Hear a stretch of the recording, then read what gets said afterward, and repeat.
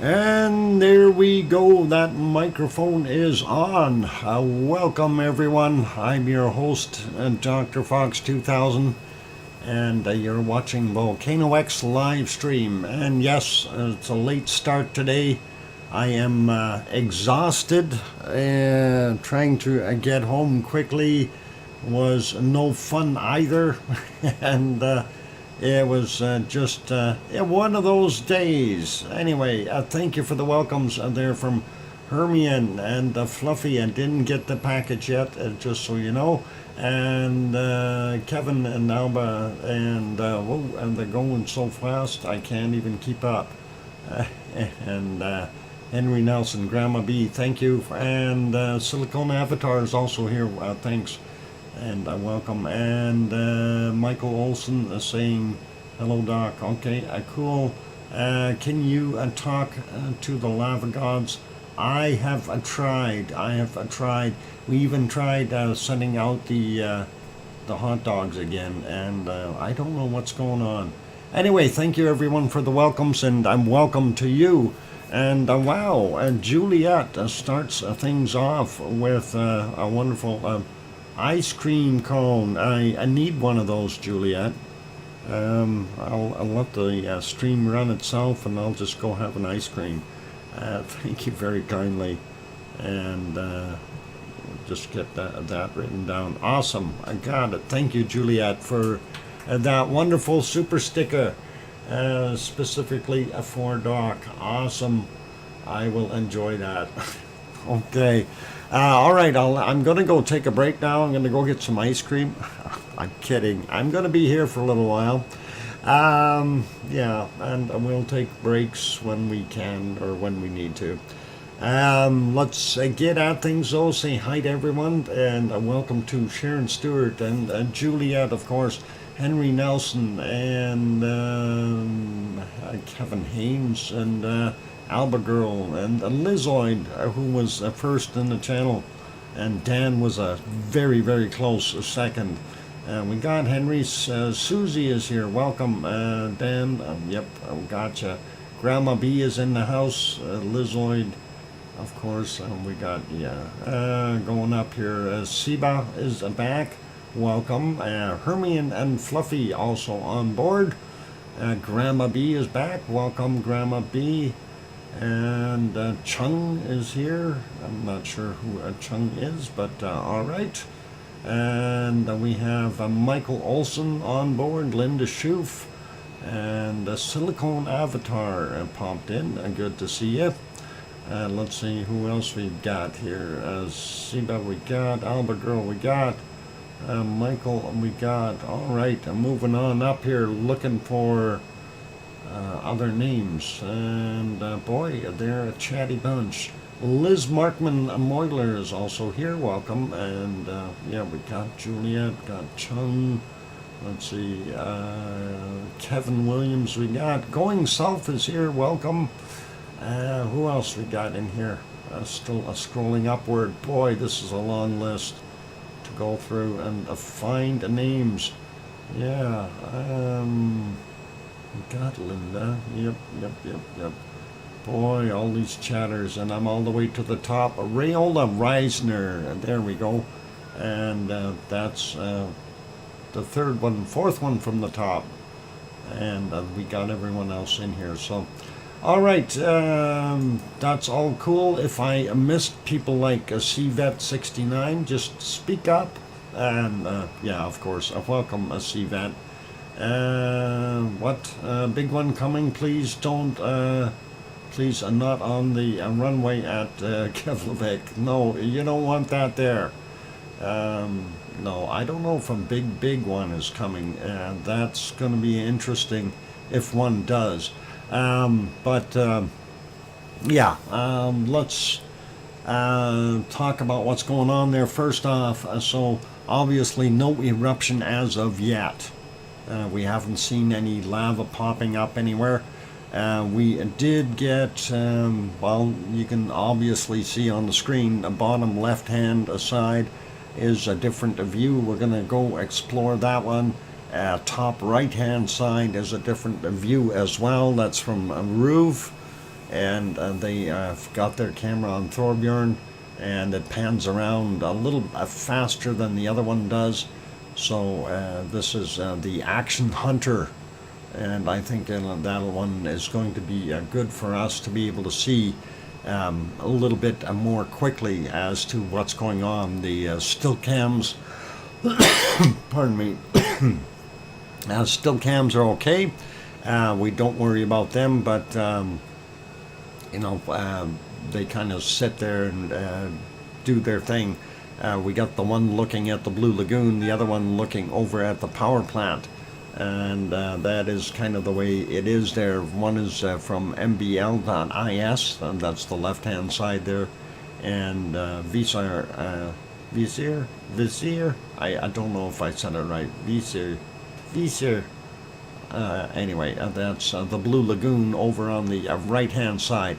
So let's explore a couple of those camera views. First off, I gotta find them, and yeah, I haven't had much time to prepare here. So Linda Shu says, what a much clearer pics. Yep. Let's go to, actually I think I stuck it in here. This, that didn't work. Why is that not working? I did capture on it. Why is that capture not working? That doesn't make sense. Boy. Oh boy. Alright, let's try something here. Maybe I have some magic up my sleeves. Maybe I have some magic up my sleeves. Why am I getting echo? And that is not the magic. No audio? Okay, and we'll see what we can do here. Hang on, I'm trying to fix this up.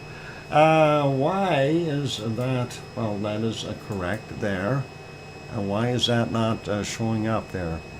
Something is wrong. I need to do something first. I want to back that up a little bit. And this is, of course, the Rove camera. So we're gonna fix this up so it's properly on the screen here. Boy, the fun you have when you're doing these things. And of course, today I was working in a diesel shop, and in a room where they have all kinds of solvents. So my head is not all that good. Anyway, there we go. All right, so full screen there. Anyway, that looks not bad. You can see the power plant, the Blue Lagoon, as we're zipping, swinging out. Of course, back there you can see Keflavik and the airport area, and then it swings over a little bit more, and we almost see the edge of Grindavik over here. I don't know if we see the towers. Is that one of the radio towers there? I can't tell. They're moving so fast with that camera. Actually, that's it goes a lot further than the other guys do. So yeah, there you can see just the edge of, and that's the edge of Thorbjorn right in here. So you can see the hillside, and that is the lights over at Grindavik. So that is a pretty good shot, and there's some red lights out here. Don't know. I think that's our other vent system, and hopefully we'll see that. That should be the other power plant over there. And let's see if that thing will swing back. I think it just sits there for a little bit, and then it turns. Yeah, there it goes. I think they also need to clean their lens. I'm not trying to sound weird, but is that a weird watermark, or is it just the way it is? It looks like they've got it encased in something, and it's giving them some lens glare, and you can see the outline of the lens in here, and the polished area. Yep, 100 and full 180. Yep, mirror image. It is. So yeah, that is actually pretty good, though, that it will pan around and we can see basically everything in a hurry if we do that. looks like an eyeball. Yes, Chung, I kind of thought that myself at first. But when I looked at it more closely there, when it was still swung to the south, it was a different. Manolin, welcome. I hope they can remote control the swing of them. Yeah, when something pops. Oh, absolutely. On most of these, the cameras that are the pan tilt zoom style, yep, they can.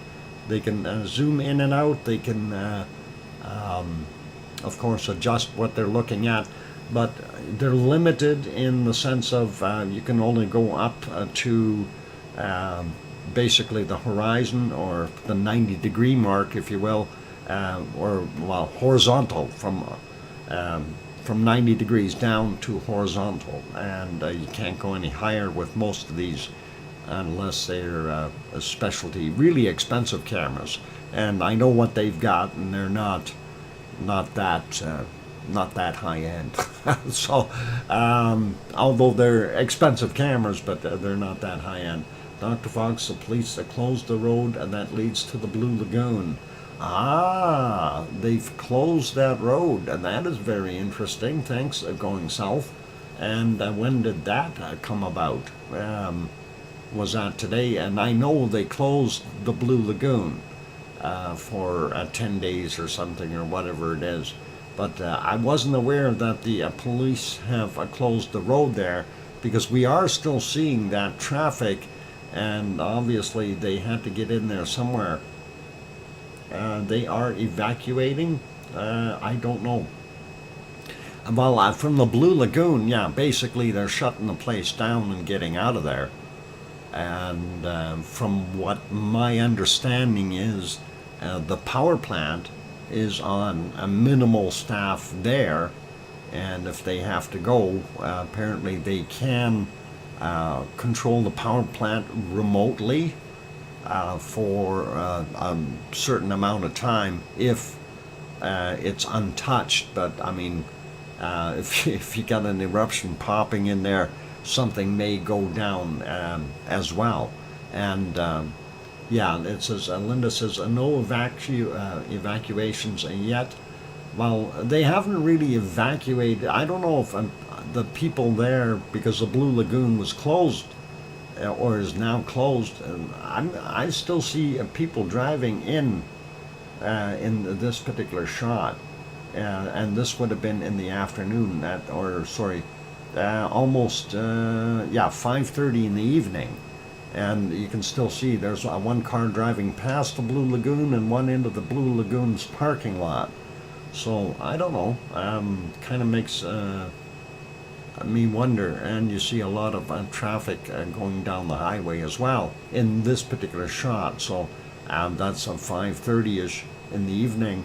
Lots of guys coming home from work and stuff. So very, very plausible. But Dr. Fox, they've brought in a portable generator system into Grindavik. Yes, and I did hear about that, but that's in case the power does go off. Businesses are allowed, are allowed to drive there. Okay. Yeah, businesses, I guess. Well, it's interesting. So, with you can see the traffic on this particular road. Obviously, this was from a little bit earlier Icelandic time. Right now, if we go back into a live mode, there you can see what it looks like right now. So again, there you can see the Blue Lagoon, Keflavik, and the airport area in the background there. And of course, we're panning further south, and then we'll see the edge of Grindavik. Also, some pretty good northern lights I was seeing in the shots as well. So that is pretty cool. Kind of looks like a tornado. And then the lights, I do believe that is out at the other power plant out there. And then you see the lights of Grindavik, or the edge of it, might be over by the radio towers. They would be just tucked in here somewhere. And again, you can see that Aurora doing a fantastic dance up there, so pretty cool. Let's see, so that is one of the views that we've got. I'm trying to locate where the heck I've got that other one, and I know I've got it open here somewhere, and I did locate it, and that one would be in here. And I got to do another magic capture here to get that on the screen. Let me back that up first though, and there's a reason for that. Is one, I can see it a lot better and capture it better, but I will also back up so you can see what it looks like. And this is going back to the about 12-hour mark, so that is actually pretty cool. Let me get it captured here, and then we'll have that on as well. Just a click away then. All right, and get that into there. Up here, click that thing, click this, pull it there, and ta-da! All right, so this is, of course, looking at the power plant. And you see a bunch of steam coming up and stuff like that. That is pretty normal. These, of course, some of these are exhaust vents, and that is some piping there. That is a capture pipe or something. Obviously, you see the power plant itself, the Blue Lagoon out in the back here, and that is a Thorbjorn.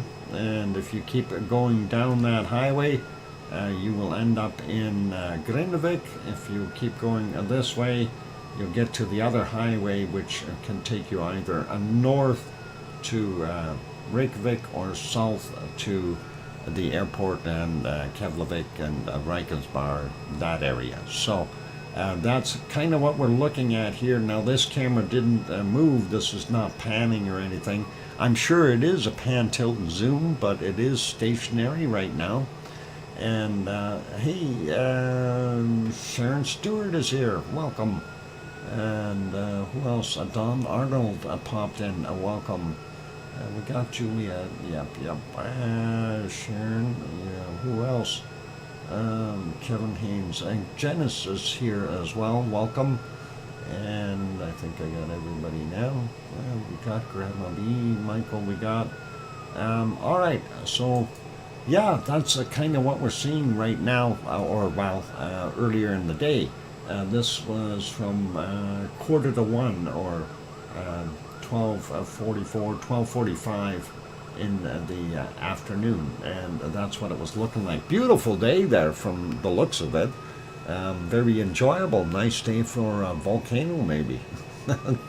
Anyway, yeah, the steam out front here, don't be alarmed by that. That is part of the system, and then of course the other steam coming from the power plant.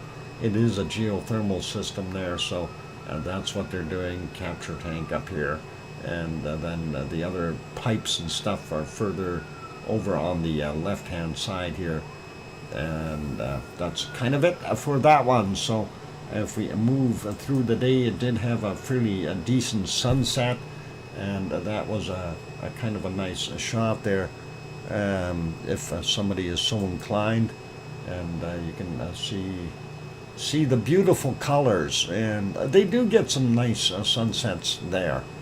The squirrel stole a bunny food this afternoon. Oh no, really, Henry? How much bunny food did he get? That is just incredible. Maybe he finally figured out he can eat that stuff. Interesting thing going on right now, like separate swarms of quakes ongoing in Hengil.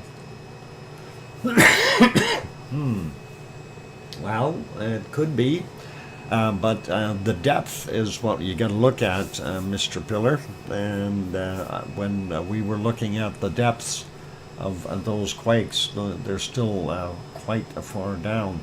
We'll get to quakes in a little bit. Who let the hogs out? The hogs? What hogs? I don't see no hogs. Darn it.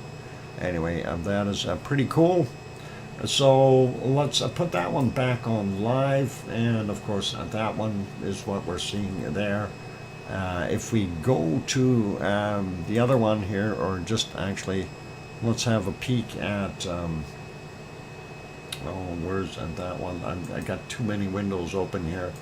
I want to go here, and let's see if I can get, well, that is zoomed in really good. I don't know why it's zoomed in so much. There we go, that's better.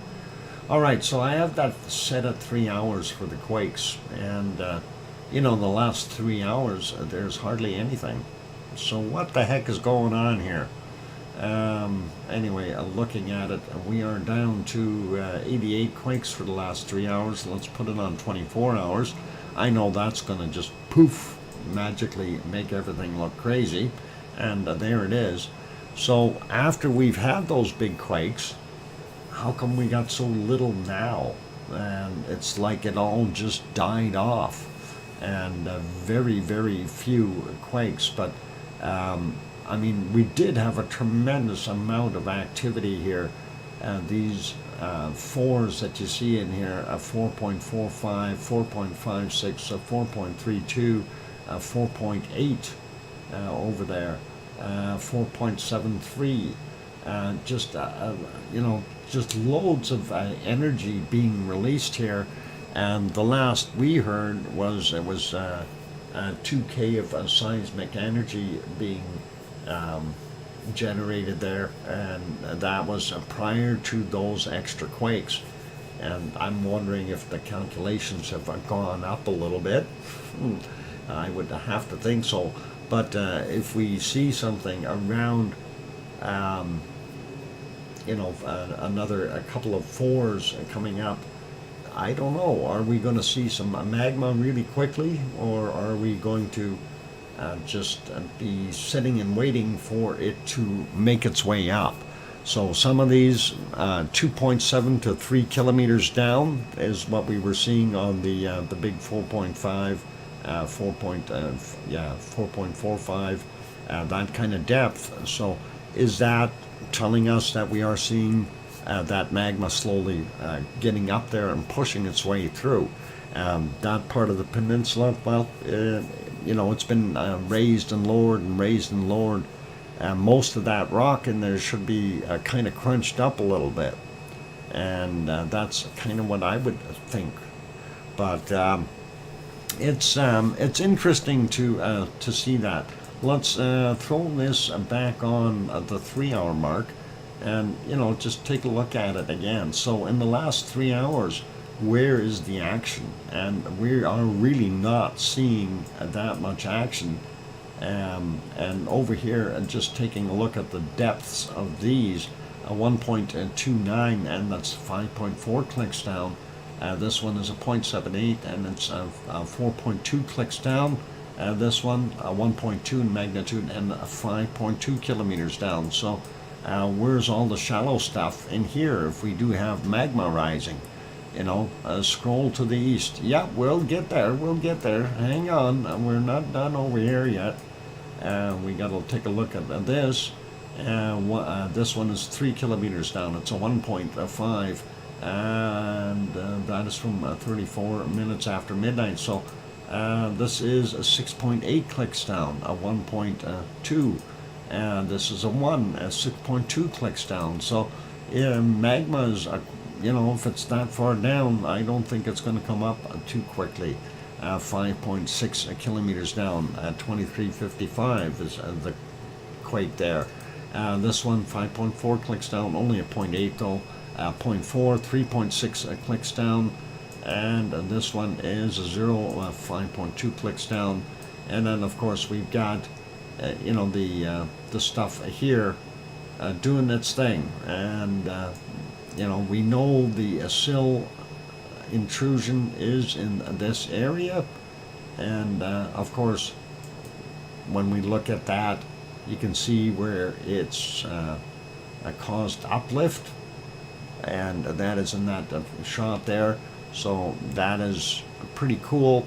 So let's kind of look at it that way. We know that that's what we're looking at. Oop, I clicked the wrong button on this one.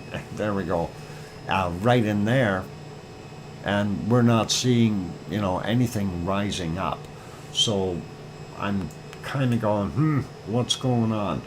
We do have a little swarm over here. I don't know what's going on here. This is kind of just popped up a little bit. These are all very small quakes. 2.6 clicks down, 6 clicks down. It's a 1.1, 4.8 kilometers down, 2.4. You know, is there another intrusion over there? I haven't heard of anything. So these are all very small and various depths that really aren't indicating anything coming up very quickly. So if there is magma, well, hey, you know, like I say, the more the merrier as far as volcanoes are concerned. We don't see anything in the last 3 hours up here at all. We don't have anything at Katla or Eyjafjallajökull. We do have that up here a little bit. What is this? Torfalljökull, and that is 0.8, 1.1 clicks down. That's kind of normal for that area, and 0 from 1.1 clicks down at 2311 there for him. So again, yeah, really nothing too crazy as far as earthquakes, and I would assume or would expect to see a little bit more activity here, where it's being pushed up and risen up enough. I mean, it's not subsiding. We'd see more quakes here if it was subsiding, but also we'd see more quakes if it was still on the way up. So has our magma chamber reached capacity? Are we just not gonna pop, or what are we doing, right? So it's kind of hard to say. Larry L saying, hi all, just passing through, and welcome there, Larry, and glad that you're hanging in there and doing your things, and yeah, enjoying the show.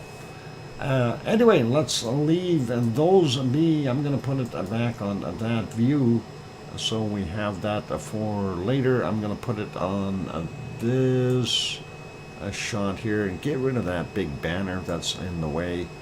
And we do have some neat northern lights showing up in the top left screen. I don't know if I can find that one real quick. That might be in here somewhere. Yep, and that is a pretty good string of northern lights. Wish it was a little clearer, but hey, we'll take it. That is all good. Earth is talking to us. Yesterday was about closing the Blue Lagoon. Yeah. Well, they closed the Blue Lagoon for, I think it's 10 days. I'm not sure. I think that number might have to be extended if something happens. So, because what are you gonna do, right? You know, it'll be the lava ponds of lava pond lagoon. I don't know. Lava lagoon. Come visit Iceland's lava lagoon. 7 days. Okay, Sue. Thanks. Yeah. So if they shut it down for 7 days, even in 7 days, I mean, we'll know by then if nothing has happened.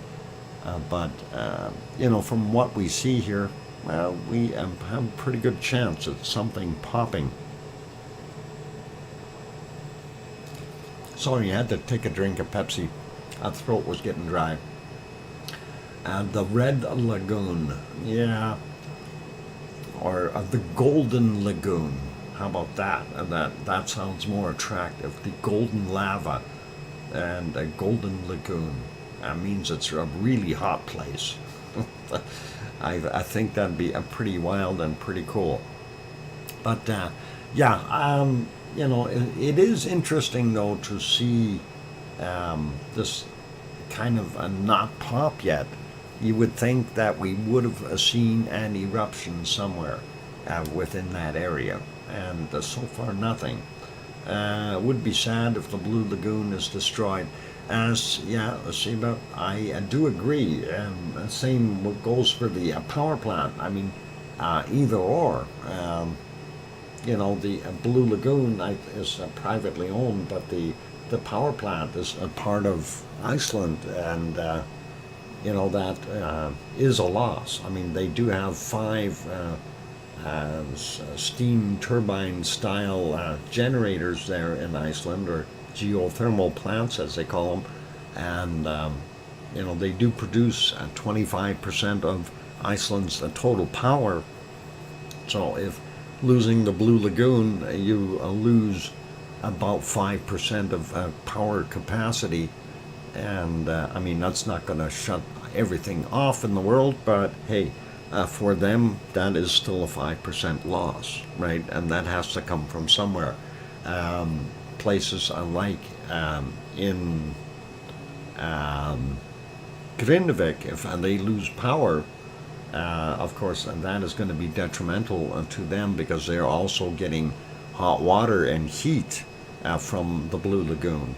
And, or sorry, not the Blue Lagoon, but the Svartsengi power station. That's where their hot water's coming from. So, for heating. And that's something that you have to consider. If that's gone, well, it will definitely have a big impact. Although, right now the temperatures aren't like what we get here in Canada, in Edmonton. In the wintertime, we would end up sometimes getting minus 30, minus 40 degrees. At least it's not that kind of a situation. So, if they do have the power generators, the portable power generators, some of those could be dedicated to electric heating, that kind of thing. But again, things like that create risk for fires, etc. Because people aren't used to it. The commonality is the steam heat that they've got, right? So it is definitely something of interest. The planet's most effective CO2 recycling plant is right next to the power station. Okay, I wasn't aware of that. So that is a part of the power station. I know that place is pretty much what they call a green place. So a CO2 recycling plant is right next to the power station. That is awesome, and unfortunate if something happens. Engaging lurker mode for a bit. Awesome. Okay, Linda. And I'm going to be engaging in a break mode shortly here. But anyway, yeah, a beautiful aurora right now on top there. And I thought that was kind of neat. I am kind of watching the other screens as well. And I don't see too much popping out. But what I'm going to do is I'll put it back on the quad display here. And you can see the other areas as well. And it looks pretty good. Yep, Northern Lights, Aurora Borealis. And they are absolutely fantastic. And who was it? It was Simon Roberts. He was bugging me. He said he was able to see the Austral Borealis, or the Southern Lights, the Aurora down there. So, yep, that Aurora definitely is dancing. Anyway, I am going to go take a break, ladies and gentlemen, and what we'll do is after the break, we will go look at some bacon seeds, and then we'll poke at the harmonic tremor charts and see what's rumbling down under the ground, and see if that enlightens us a little bit. Because that is something, actually, I'm curious. I'm very curious. Actually, let's not wait. Let's just do it. There's the one for Grindavik. let's refresh that and just a peek. Yeah, look. Down, down, down, down, down, down, down, down, down, down, down. Okay, and now we shouldn't have looked. Now I'm disappointed. This was our big activity yesterday, and then of course it dropped down. Now, how many days in between really big action? It was like 1, 2, 3, and then it was the fourth day we had some action, big action from the one to the next. Now, previous one was just kind of the 1 day off and back on. I hope that's not a cycle. 8 days? No, hang on. 8 days? No, less than that. Because we're already a day in. So I think Yvonne Kunkel did this. She she made it come out in pulses, and she has this set up as a ticking time bomb for the 15th when she gets there. I think that's what it is. Anyway, I'm kidding. I have no idea. Someone asked me for a live cam on a Greenland site last night, and the Aurora was amazing. Less city lights. Well, I'm glad you had amazing Aurora, and there you can actually see it on 2 cameras there, or 3 actually. One of the things that, you know, a lot of people in North America and Europe as well, you look north to see the northern lights, and I always kind of chuckle because we're looking southwest in that top left view. You're looking south at the northern lights. So sounds right, Doc. Awesome. Okay, we had rain, so don't see any. Anyway, Kim Kennedy, welcome. And yeah, I'm going to go take that break now. I'll leave that on. I'm going to throw some wonderful music on. And when we get back from the break, we'll take a look at some bacon seeds. And then after that, we'll kind of scoot through the rest of the harmonic tremor charts to see what else is shaking there in Grindavik, or Iceland in general, I guess. And hopefully, well, if something happens, we'll see it on the cameras. All right, I'm your host, DrFox2000, here in Edmonton, Alberta, Canada. I'll be back in 5, 6, or 7 minutes. Here's some music, and we'll have bacon seeds when I get back. Thanks.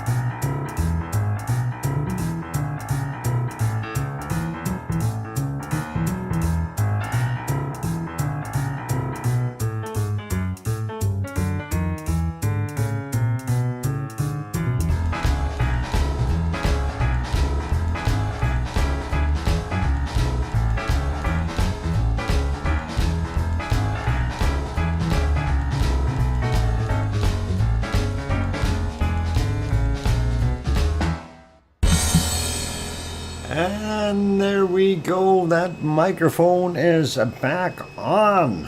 Welcome back, everyone. I'm your host, DrFox2000, and you're watching VolcanoX, a live stream. Thank you for the welcome backs from Sue and Kevin and Albagirl and Henry. And Henry, I do agree. CMEs, a lunar a gravitic pole, aka tides. Too many vibrations, vibrating beds in the hotel. All correlations to earthquakes. Of course they are. They all have a certain percentage. Everything does. When you shift something in the matrix here, there is always a reaction over there. It's Newton's law. Is it Newton's law? Yeah. For every action, there's always a reaction. Anyway, I see Sharon Stewart says, hang on, my throat is not good here today. I hear you, Dr. Fox 2000. Okay, there we go. And thank you, Kathy and Chung. And let's see, Susie is back as well. Okay, cool. For what? For want of a nail, etc. Doc. Yeah, you know. Yeah, it's. The thing is, we've talked about this previously. Tidal effect, okay, and it's a 0.07% at peak, and you got to understand what peak is. And peak is usually when you're facing the sun side, and the moon is on that same side. That is when you get the maximum deviation of the Earth crust due to gravity. Does that play a role in volcanic activity is the big question. People say, well, it's going to go off. Well, that less than a percentile is, yeah, it's part of the equation, but is it really going to be the tipping point? And I don't believe so.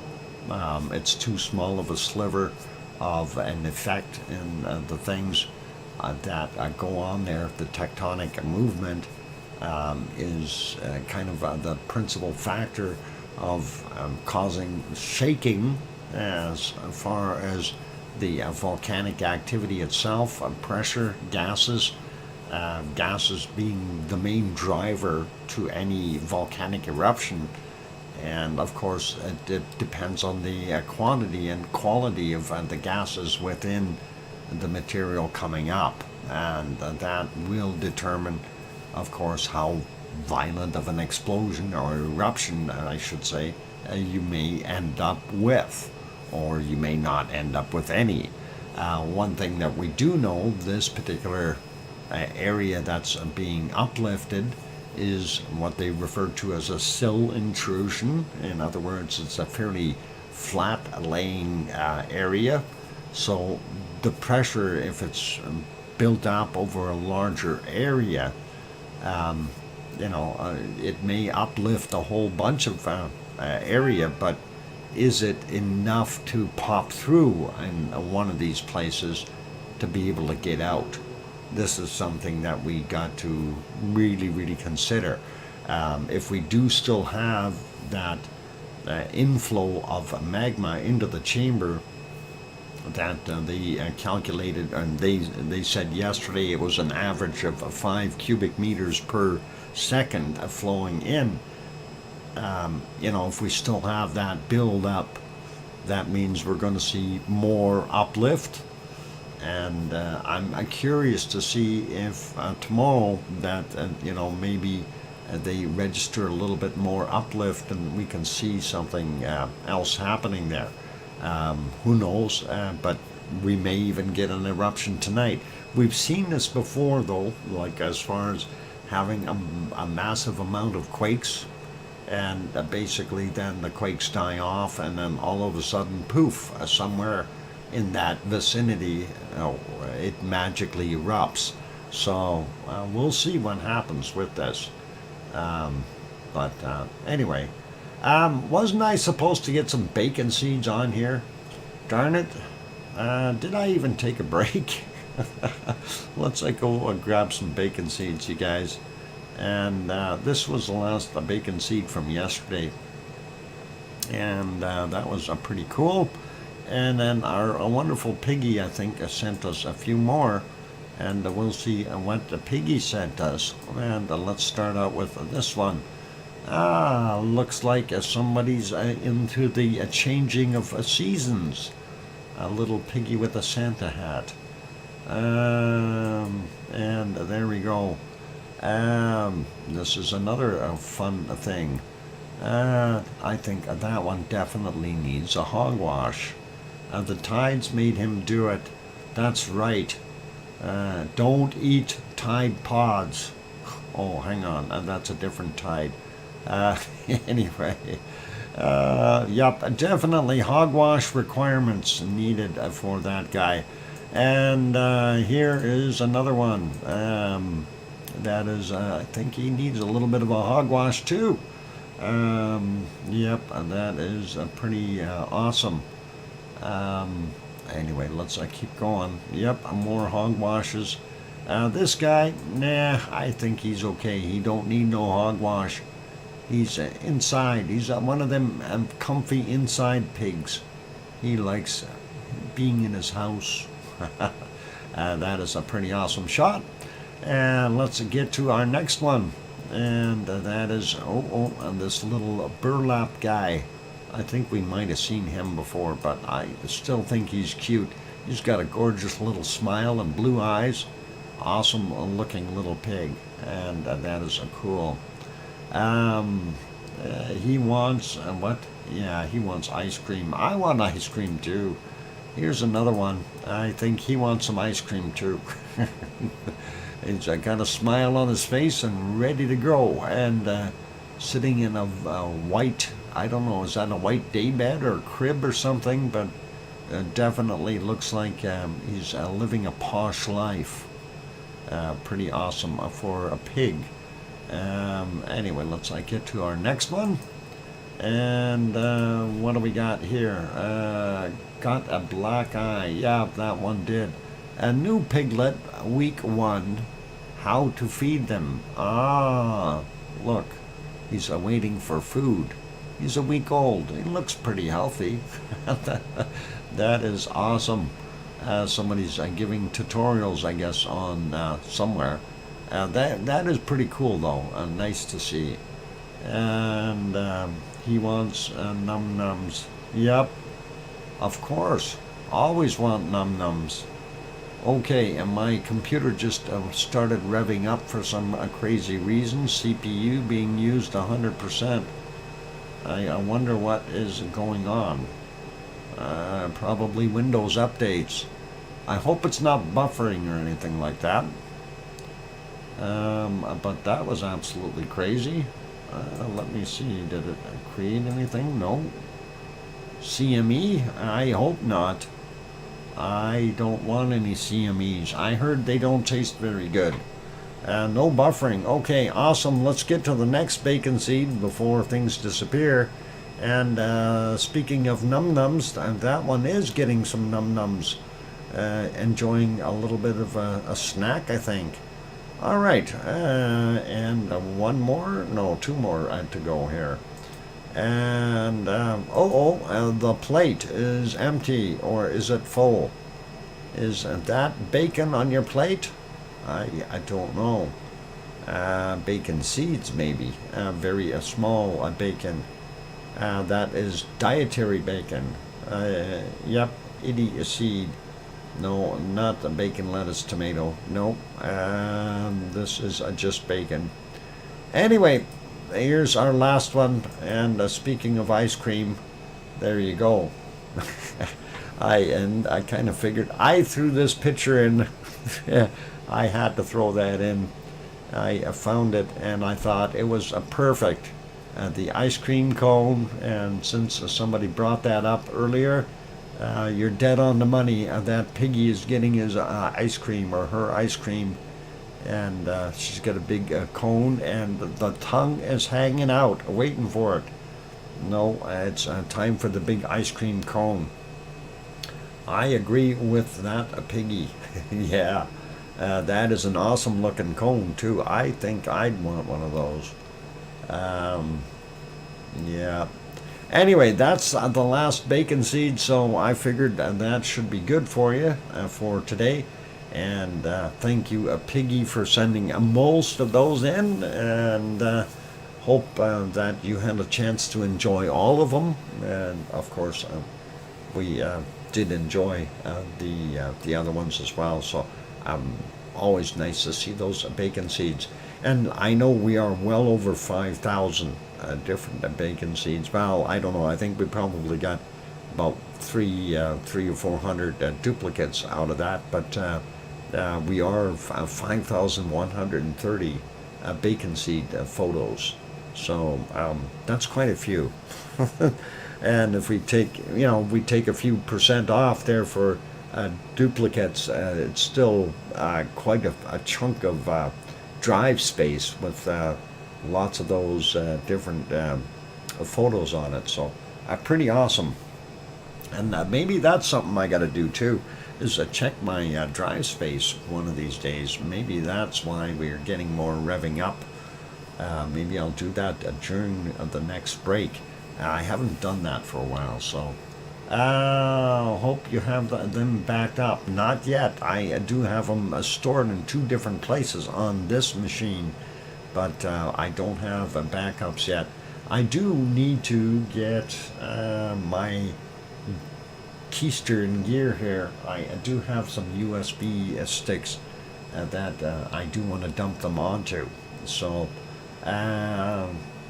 yeah, my browser cache, yeah, possibly we can empty that. That probably wouldn't hurt. And yeah, yeah, I don't think, well, I don't know, the browser, I don't browse that much, so I may not have that much. And thumb drive works great. Yeah, I've got a couple big ones there, so we can definitely do that. 128 gig shots, so they can churn for a while, but I have to do that while I'm not streaming. Anyway, let's get back to Iceland here for a minute. That Aurora is still looking very, very awesome and very intense. So if you happen to be there in Iceland, get outside and have a look at your Aurora. It is super, super wonderful tonight. And for those people who are joining us, this is basically on the Thorbjorn. Most of these shots are from Thorbjorn. And we're looking at the Blue Lagoon, as well as Shortsengi power plant or power station. And of course, that is on all the shots there. And the Northern Lights right now. Anticipating a wonderful eruption somewhere, and hopefully not right in the Blue Lagoon. Now, one of the things that actually, what I was going to kind of point out here, let's see if we can get back to that other shot over here, and I want to put that one back on a full screen there. I'm going to actually back that one up again, so let's see where he is, and that is this one. Let's back it up. No, this is not the one I wanted. Darn it, I want the other one. Okay, I'm hunting for where I've got it. Let's see, is it in here? I was looking for the other one. Nope, it's not that one, not this one. Where the heck did I put it? I hate when I lose things. I've got so many windows open though, so it's not the easiest task to keep up to this stuff.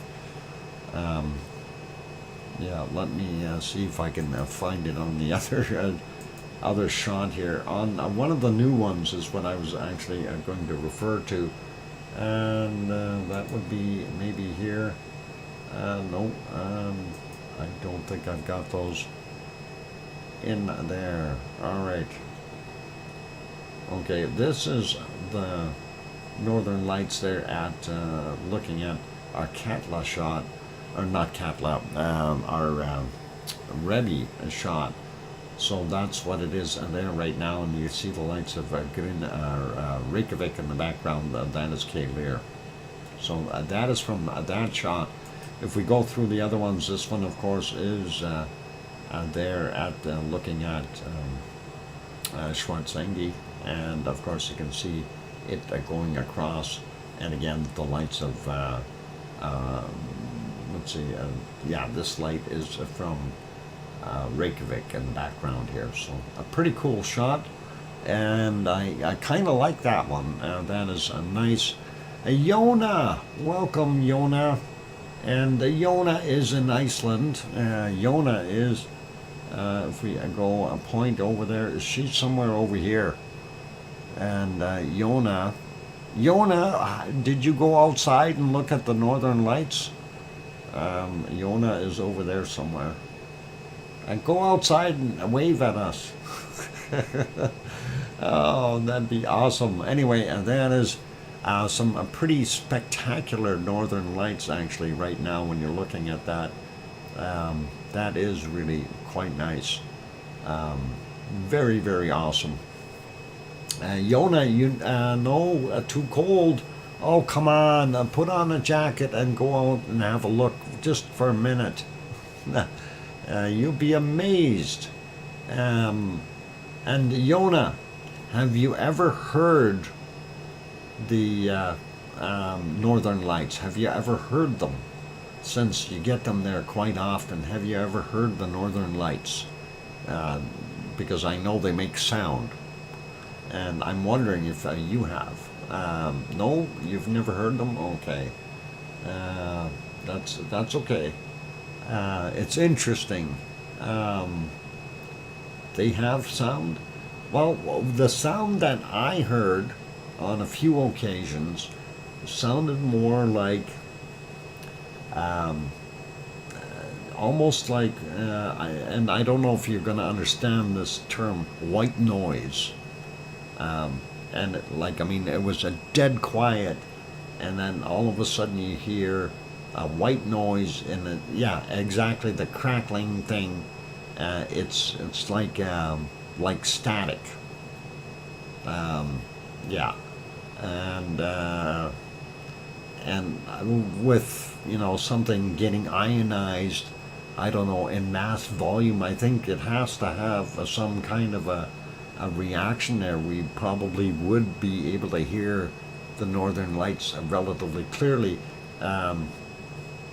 White noise and green noise. Well, I don't know about green noise, but the term that we refer to, that kind of stuff there, I'd call it white noise or staticky noise. If you're listening to a radio receiver, you hear the static, and that's almost like what we hear. And actually, with Aurora, Aurora does affect RF or radio frequencies. So, because of the ionization. So there's all kinds of neat things going on when you get an aurora happening.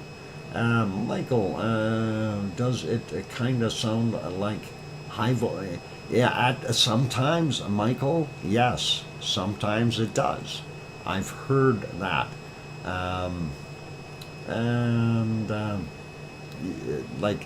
It's like, but there's also a little bit of a crackle sound to it when you hear it.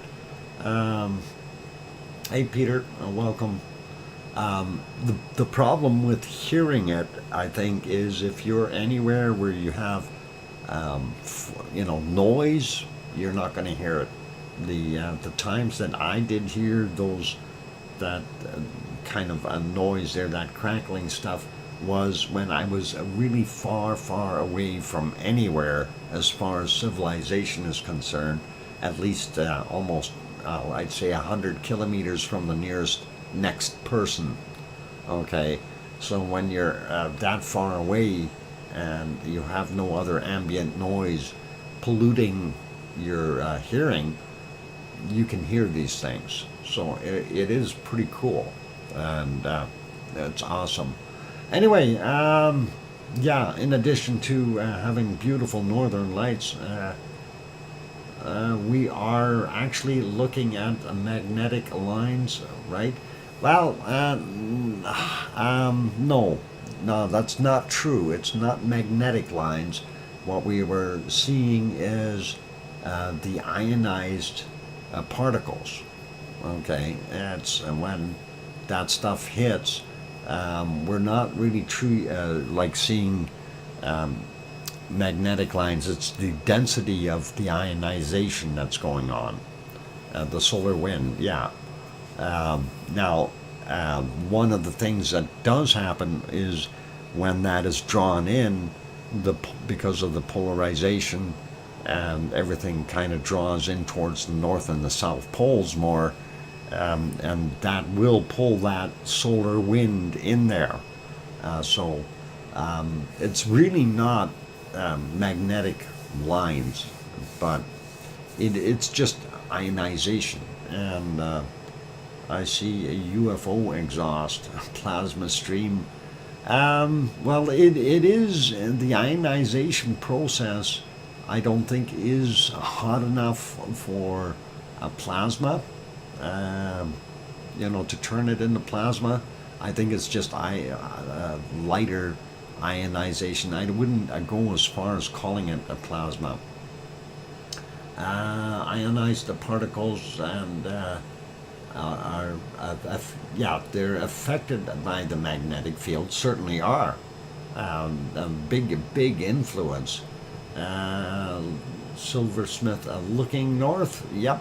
Well, actually, right now from this direction, we're looking. It would be more, I guess, a north,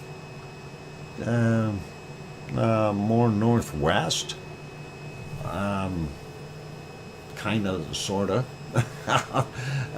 If you take a look, let's pop onto. Yeah, I guess pretty much. Yeah, if Reykjavik is here, and of course that is the ocean. If we go take a look at one of the other maps, no, that wasn't the map view. Well, that isn't either. Darn it! What's happening here? I wanted my map view. Never mind. I buried my map view. Darn it! I hate when I do that. Anyway, we'll see what's going on there with the map view after. I'm going to go take a break. And of course, the beautiful Aurora is up there, so we're going to put it back on this shot, and we'll leave that there. So for those who haven't yet hit the like button, give it a quick bop. I like the way the Aurora is hanging in that other shot as well on the top left, or sorry, top right. Pretty awesome. Anyway, hit the like button if you haven't hit it, and of course we would like you to subscribe if you haven't done that yet. So that'd be good too. And I do need this break, so don't go away, and we'll have more to come. We'll go through the volcano report after the break. And I did say we wanted to go take a look at the other harmonic tremor charts and the earthquakes. I'm still kind of wondering why there is so little in the terms of earthquakes over the last little while here. But it's just me. Maybe quiet before round 2 or the storm. Anyway, I'm your host, DrFox2000. I'll be back in 5, 6, or 7 minutes. Don't go away. Thanks.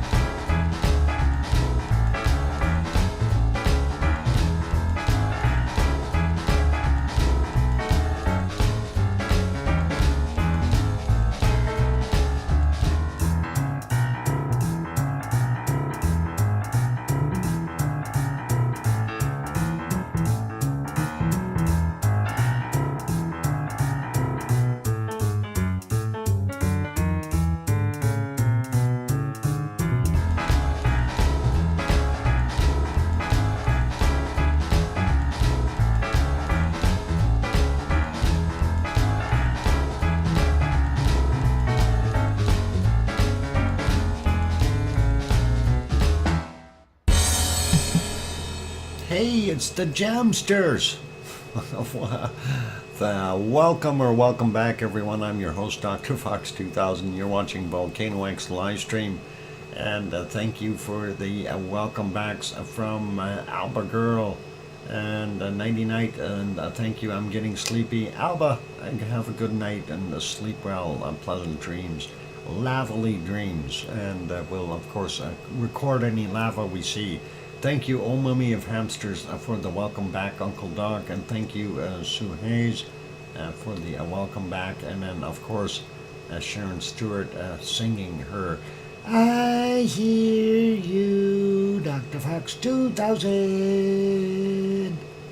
So awesome, and thanks, Chug, and Augusta says, "Hi, Dr. Fox and Ahmad. Sorry I'm late. Traffic was insane. Hey, I had the same problem coming home, and that is the way it works." Honeydew is here as well. Welcome, Honeydew, and awesome. And so, thanks, Sharon. Let's continue on with what we were going to do here, and I wanted to pop over to the harmonic tremor charts just to let you know we're not seeing anything erupting there in Iceland right now. For those who aren't familiar with what we're looking at, this is the Reykjanes Peninsula, the bottom left is the Schwarzenegger power plant with the path leading over to the Blue Lagoon over on the left-hand side. The bottom right camera is the Blue Lagoon. Hey, maybe I should switch those two around. How about I do that? Then that'll be better. We'll put that one over here, and we'll put this one over here. That makes more logical sense, doesn't it? Sort of. I think it does. And why is this one funny? Okay. So yeah, we switch those, and that's okay. Anyway, we see that's about the right place. That path is this path. So the path on the bottom here comes out onto the other one. Anyway, you get the idea. There you can see it on the top right hand side. That is both together, and that is the roof camera from Thorbjorn looking at the Blue Lagoon and the power plant together, and of course the other one from I do believe that's MBL. No, that's not MBL. That's live in Iceland, or for their stream. Anyway, I wanted to go over the harmonic tremor chart, so let's get at that before I forget where I wanted to go. And I'm going to refresh this one real quick, and wanted to see if there's any more. So as we see here, the Grindvik chart, of course, from what we seen yesterday was just massive.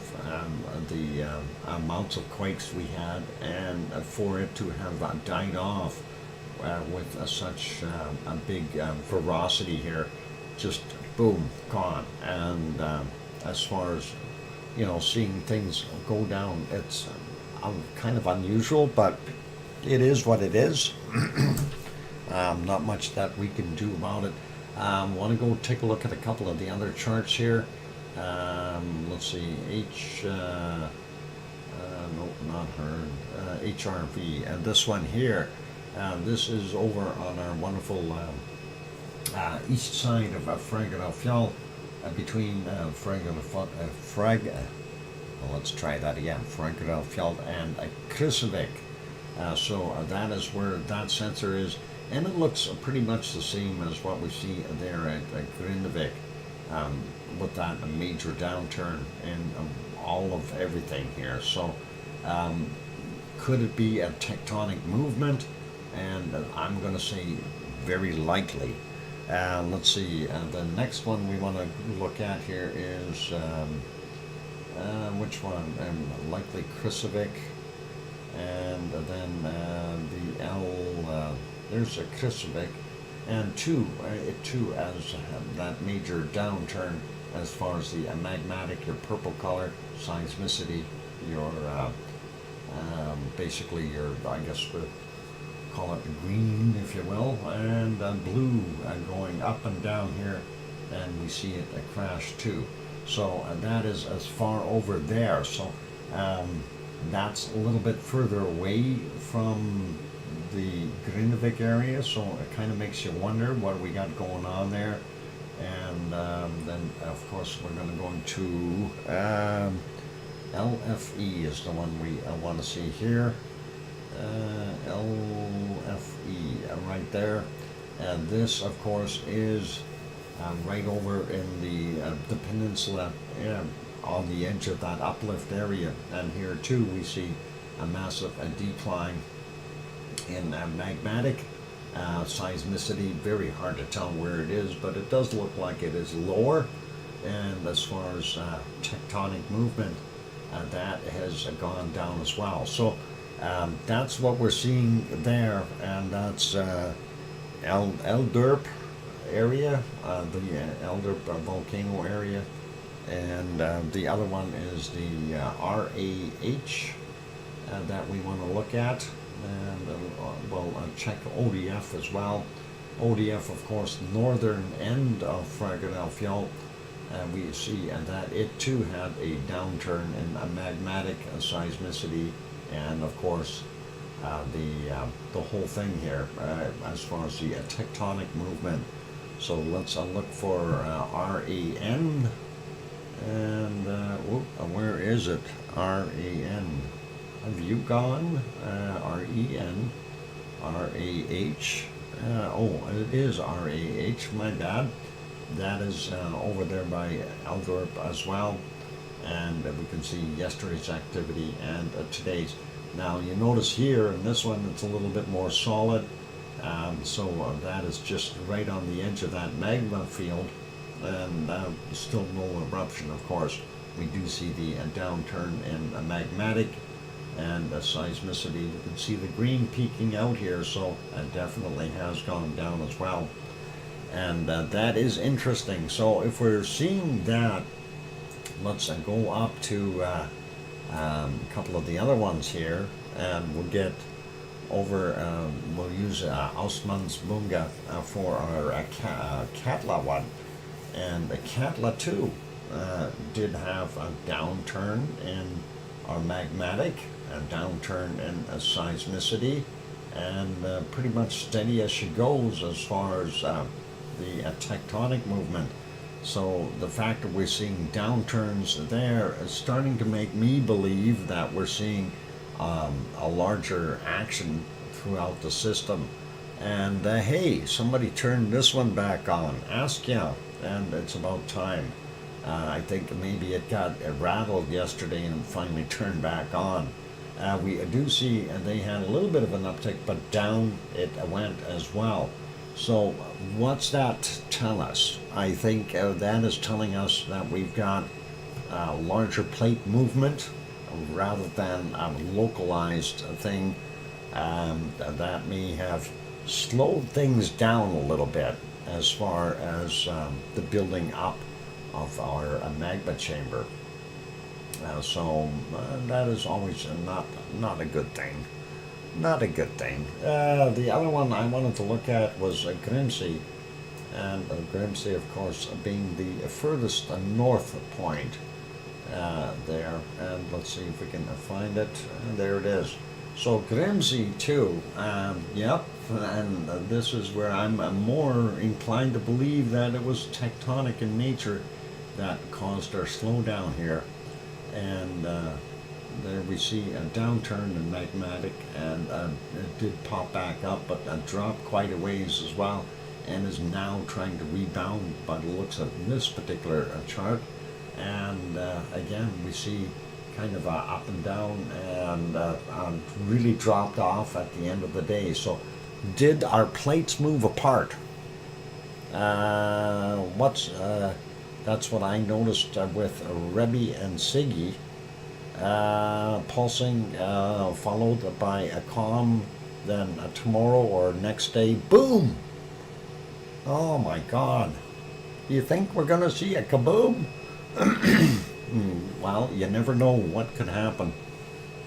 Now, with this though, what I do kind of see here is that we had whatever's causing the events today happen to all of Iceland, and that isn't just confined to the smaller area, if you will. Let me see if we can get that on the screen here. I gotta find where that one is. That's the rotating one I need to change.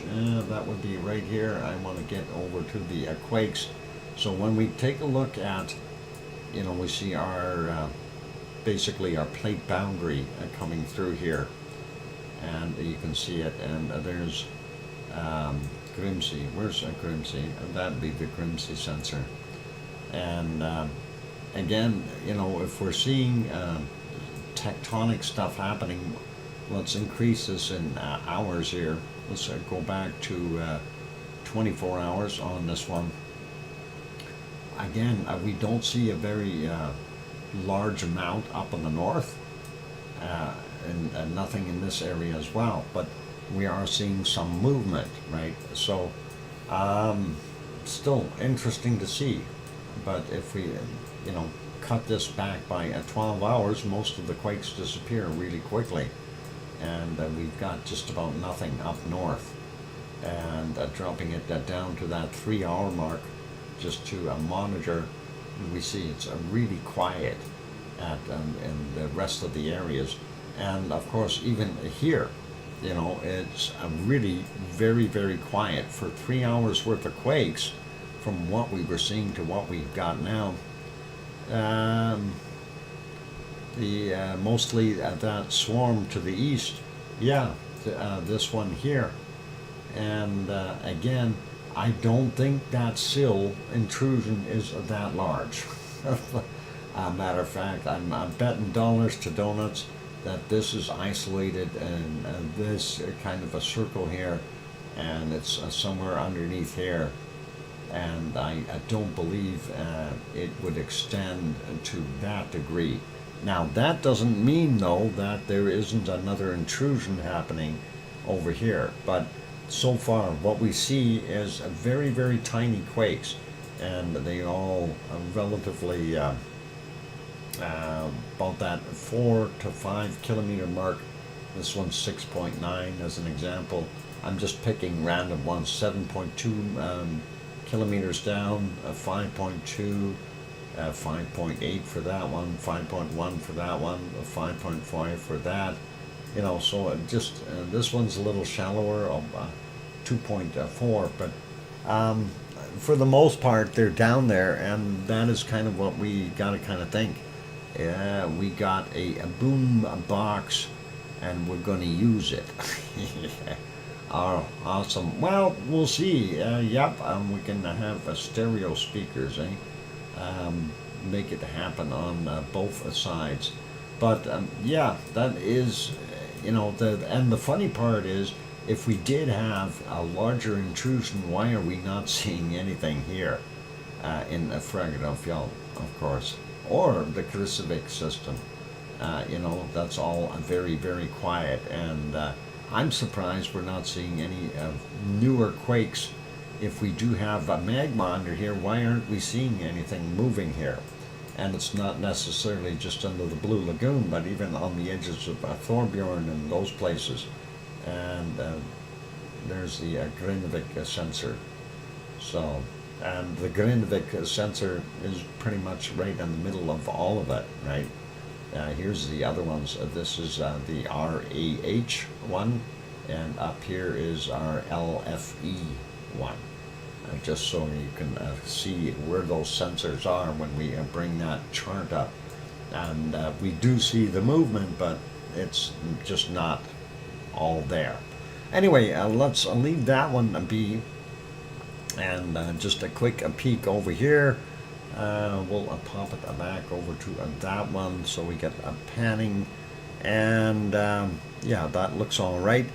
It's quiet though, and it really bothers me. I wish we would have something popping. Let me actually do the volcano report, and then we'll, after the break, we'll take a look at some of the other ones, and we'll go from there. Anyway, a volcano report for late Wednesday's volcanic activity. We had 2 volcanoes on the list. Not much going on, as Sue mentioned. Sangay in Ecuador, continuing volcanic ash emissions to 21,000 feet, 6,400 meters, reported at 2030. Mayon, Luzon Island in the Philippines, eruption of volcanic ash, a cloud unknown height, reported at 2315. And then for today, we have, what is it? We got 9 on the list. Sabancaya in Peru, continuous ash emissions, reported at midnight. Sporadic emissions reported at 12 noon. Nevado del Ruiz in Colombia, new volcanic ash emissions observed to 21,000 feet, 6,400 meters, reported at 1 a.m. Vona report of volcanic ash to 22,000 feet, 6,700 meters, reported at 1345. Ibu and Halmahera Island, Indonesia, volcanic ash to 7,000 feet, 2,100 meters, reported at 1:30 a.m. Semeru, East Java, volcanic ash to 14,000 feet, or 4,300 meters, reported at 3:45 a.m.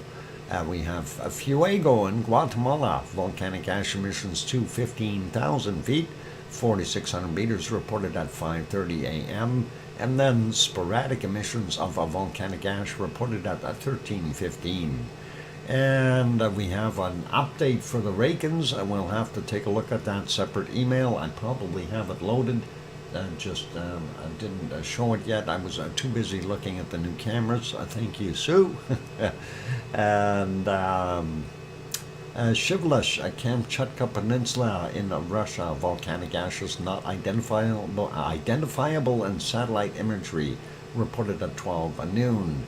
And let's see, we've got Santiaguito in Guatemala, and that is sporadic emissions of volcanic ash to reported at 14:15. There we go, got that straight. And Popo Central Mexico, volcanic ash in the satellite and webcam to 21,000 feet, reported at, or 21,000 feet, 6,400 meters, reported at 15:30. So thank you, Sue, for sending in that report. And let's see if I loaded that up. No, that wasn't this one. Let's leave us back over there. And let's see if I can find that Rakens update. Yep, that is the one where I want to put it, though. All right, let's see. Well, I'll take a look at that. Let's get over to it really quickly, though. And there we go. You can get a new truck if you like. There we go. Get rid of that. Rakens volcano update. Magnitude 5 quake near Grindavik. And there we go. That is, of course, from yesterday. And so the location of this morning's quake. Magnitude 5 quake in, yeah, and that's where they're showing it. Right in there. And that is pretty darn close. I think they got it. And of course it tells you it was a 5.2, and they downgraded it slightly. One of the things that we've seen here is in this chart, this is of course the time and depth of these earthquakes, and we see them moving up quite a bit there, but we don't see anything popping out yet. It's getting closer, so that's something, you know, we see the elevation increasing. But we've seen it here as well, right? And we've seen some good quakes up near the surface, and again over here. So what's going on? Like jump the day, and then 1, 2, and 3 days, 3.5 days later, it rumbles again. It's kind of makes a guy wonder, what do we got going on, right? And I think that is unrelated, and that says Armenia. I don't think that's what we want. Okay, quake activity has again picked up sharply since around midnight. a magnitude 5.0 quake hit early this morning in the Reykjanes Peninsula, approximately 3 kilometers north of Grindavik, in the center of where the inflation has been going on due to the magma intrusion at depth. This is so far the largest earthquake since the crisis began 12 days ago. The quake was felt widely in the southern peninsula and also in the capital. If you felt it, you can share your experience and submit a report, as well as our detailed quake. Submit to our detailed quake page. So yeah, you can do that if you like. It is unclear what exactly is the cause of the quake. It might be a tectonic adjustment caused by the accumulated stress during the ongoing magma intrusion, causing swelling of the surface, or it could be a new underground rock fracture formed by filled with intruding magma itself. So basically rock busters. That's what they are. Let's put this one back onto that view. And if we don't have rock busters, we don't have fun. Anyway, that's pretty cool. And Derek is here as well. Welcome. So let's do the break thing, and I will get back to things. Hella's Helm says it's quiet because all the attention is released. Takes time to build again. Yep, and I think it is. If you got big crunches like that, well, it does take time to rebuild. Anyway, continue watching the wonderful Aurora Borealis up there on that top left screen. And I am going to go take a break. If you see any lava, yell. I am very, very curious. On that friendly note, hit that like button if you haven't done that yet. Also, if you have not yet subscribed and you're sitting on the outside peeking in, please help us out. And we'd love to have the channel grow a little bit, and that's always awesome. On those friendly notes, I'm your host, DrFox2000. I'll be back in 5, 6, or 7 minutes. Thanks. Don't go away. More to come.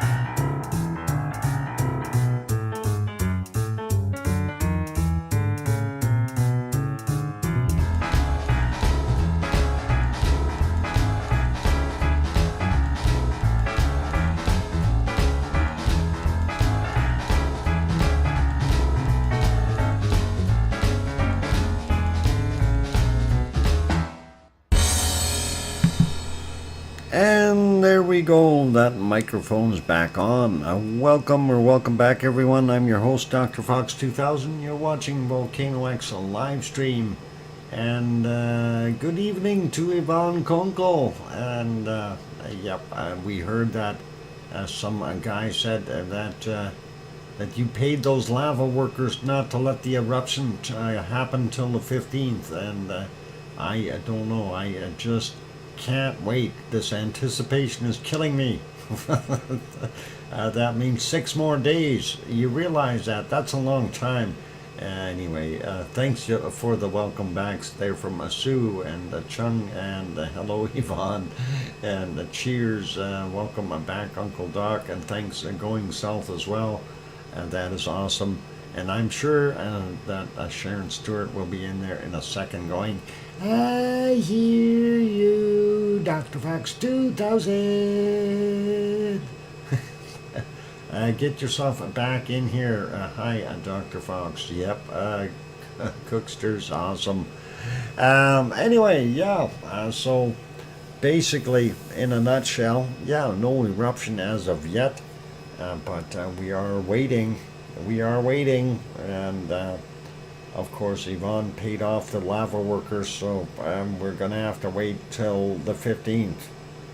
So the eruption has been postponed instead of happening now. But it is kind of odd and weird that we're seeing such a lull in quake activity right before what we figured should be an eruption. Poor hotel. Well, hey, Yvonne, it's not over yet, because I'm actually wondering how much damage was caused in the hotel with that 5-point quake there. I'm sure that they would have had some things rattling. I know they had some issues over at the Blue Lagoon, so that is a sizable shaker. And of course, they've closed down the Blue Lagoon for about 7 days now, or that's the time period that's supposed to be shut down. We'll see what happens, and if of course if there's an eruption there, it may not open back up. That's pretty simple too, something to consider. So anyway, let's leave Iceland be for a few minutes, and we'll go trekking around the world and take a look at some of the other wonderful volcanoes and volcanic activity that we've got in places. And I know other places do have some stuff going on, so, well, a little bit. We'll find out if we have something going on there. We want to take a look in Hawaii as an example, and I don't know if we've got anything going on there, but let's take a look over there first. There's our wonderful Hilama crater, and we see the outer rim here of that crater, kind of steam all the way around the edges. Out in the outback there is where to the east, where they had the extra vents open up just recently, and not seeing too much. And as they pan back into that southwest corner there, we don't see it very well because of all the smoke in there and the shadow, but that is where that southwest vent is. We do see the edge of what used to be called the west vent, and that is right there. And of course the lava pond was just to the left of this, and kind of a little bit more the west lava pond, that is. And we are seeing some steam come off the sides here, so obviously we've got some good heating underneath there somewhere, and we'll see what happens.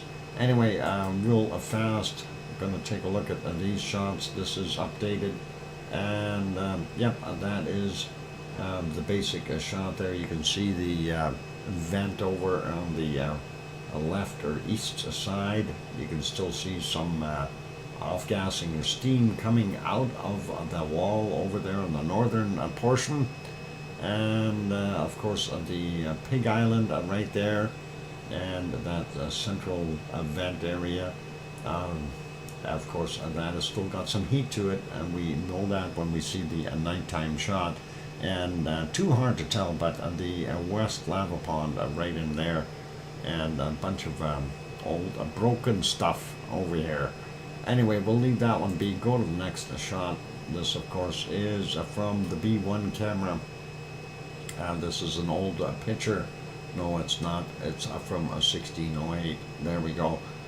There's those old vents, and of course the edge of Helma where it was before, just with a lot more lava on it. So that is pretty awesome. We do see a Mauna Loa in the background there, and a lot of smoke. Nothing really fancy, and the thermal cam has nothing on it.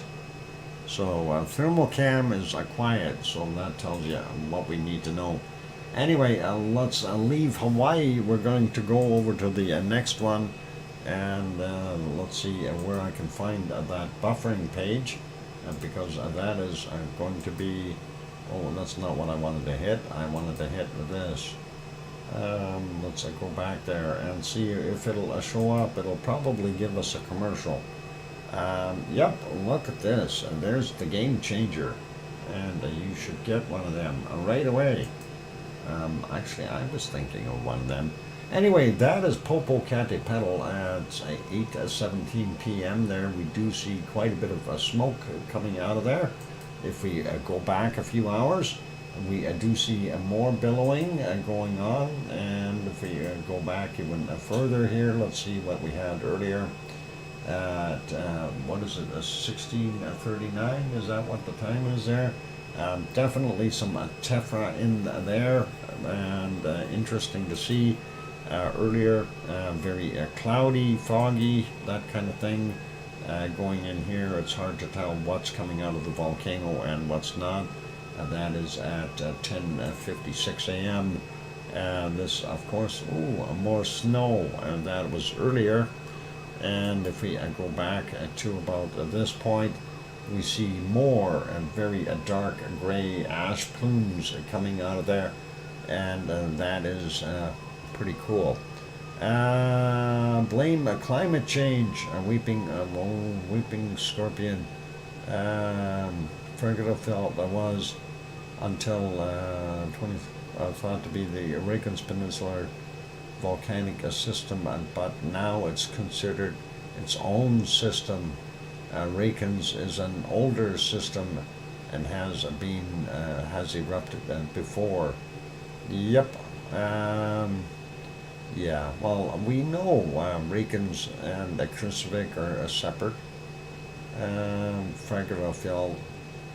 Yeah, it's okay though, but we like that.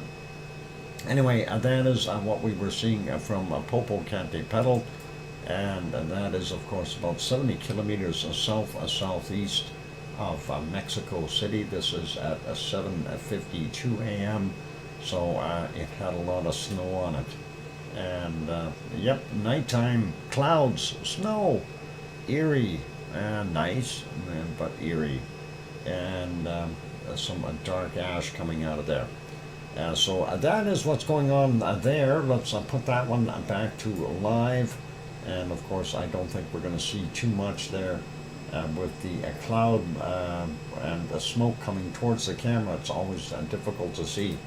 Next one, this is Fuego, and that stream has finished. Let's see if they've got another one for us. No, they don't.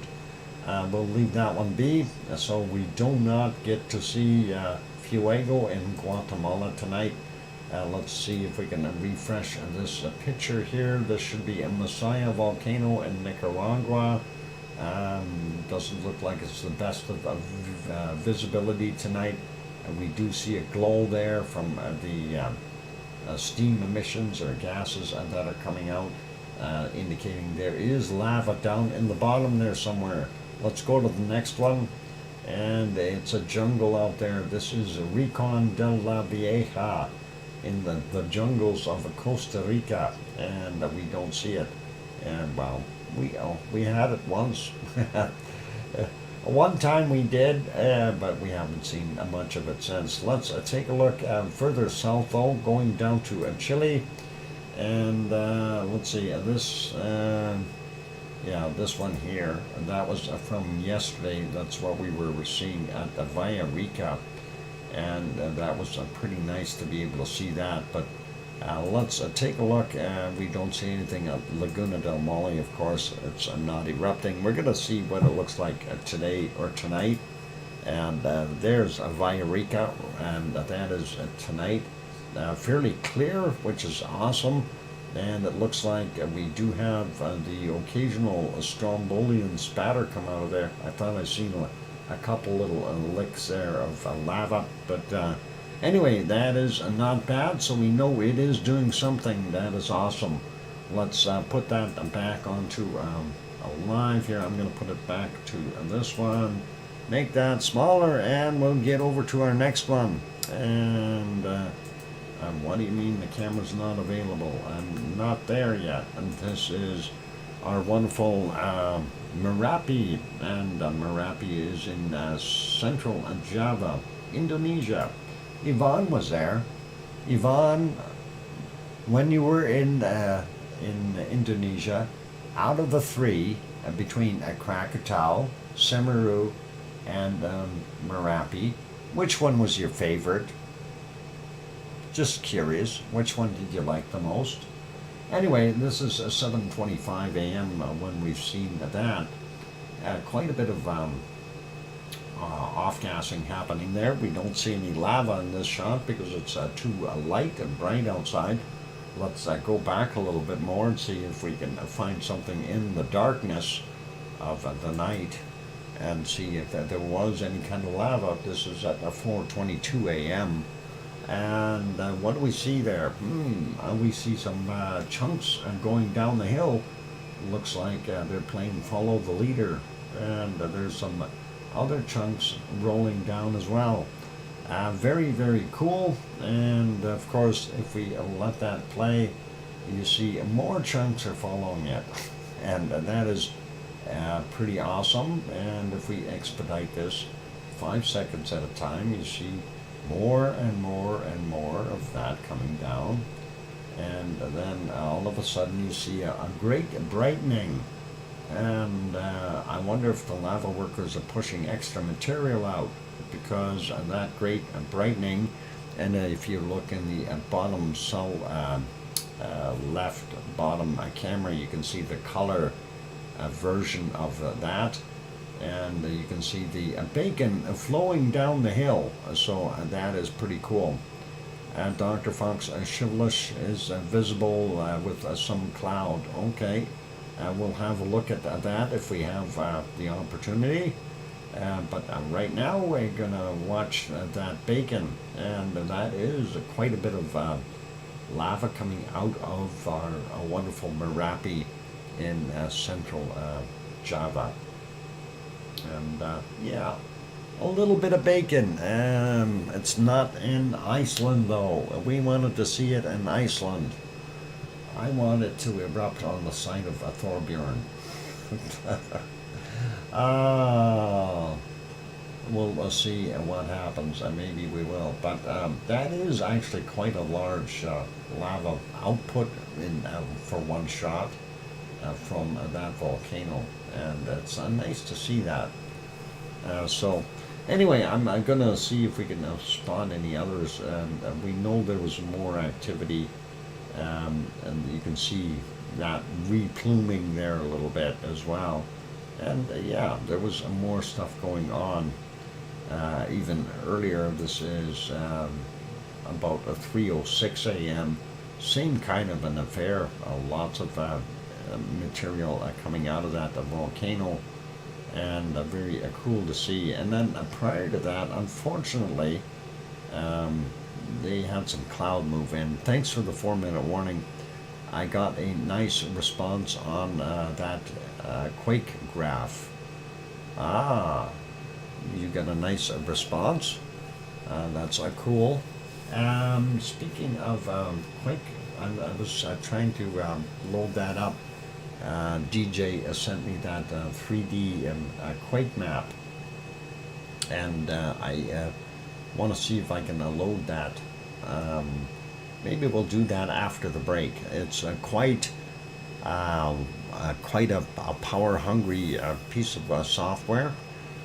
But we'll share the link with everyone, and it's a 3D map of the earthquakes underneath Iceland, and it's kind of interesting to see the depth and the sizes, and apparently it does update automatically, so it's a cool map. Pardon me. Anyway, seeing what we've got there, lots of lava flowing down our wonderful side of Merapi, and you can see a little bit more of that bacon. I'm just moving it ahead a little bit. So pretty awesome. So yep, Merapi passes the test today, makes us happy, and we'll put that back to live, and we will go and make this one smaller. Let's go take a look and see what this is. It's an earthquake. No? It's not an earthquake. It's a road. Maybe it is an earthquake. It's too long of a duration for an earthquake. Anyway, this is supposed to be Mount Ruapehu. And there it is. It's a Mount Ruapehu in New Zealand. A beautiful, beautiful volcano. Nice mountain covered in snow. Snow is melting. And that, of course, is flowing into the rivers, making everything happy there. And they are having a wonderful time in their springtime. Nice to be able to see that today. Lots of snow on top yet, so pretty awesome.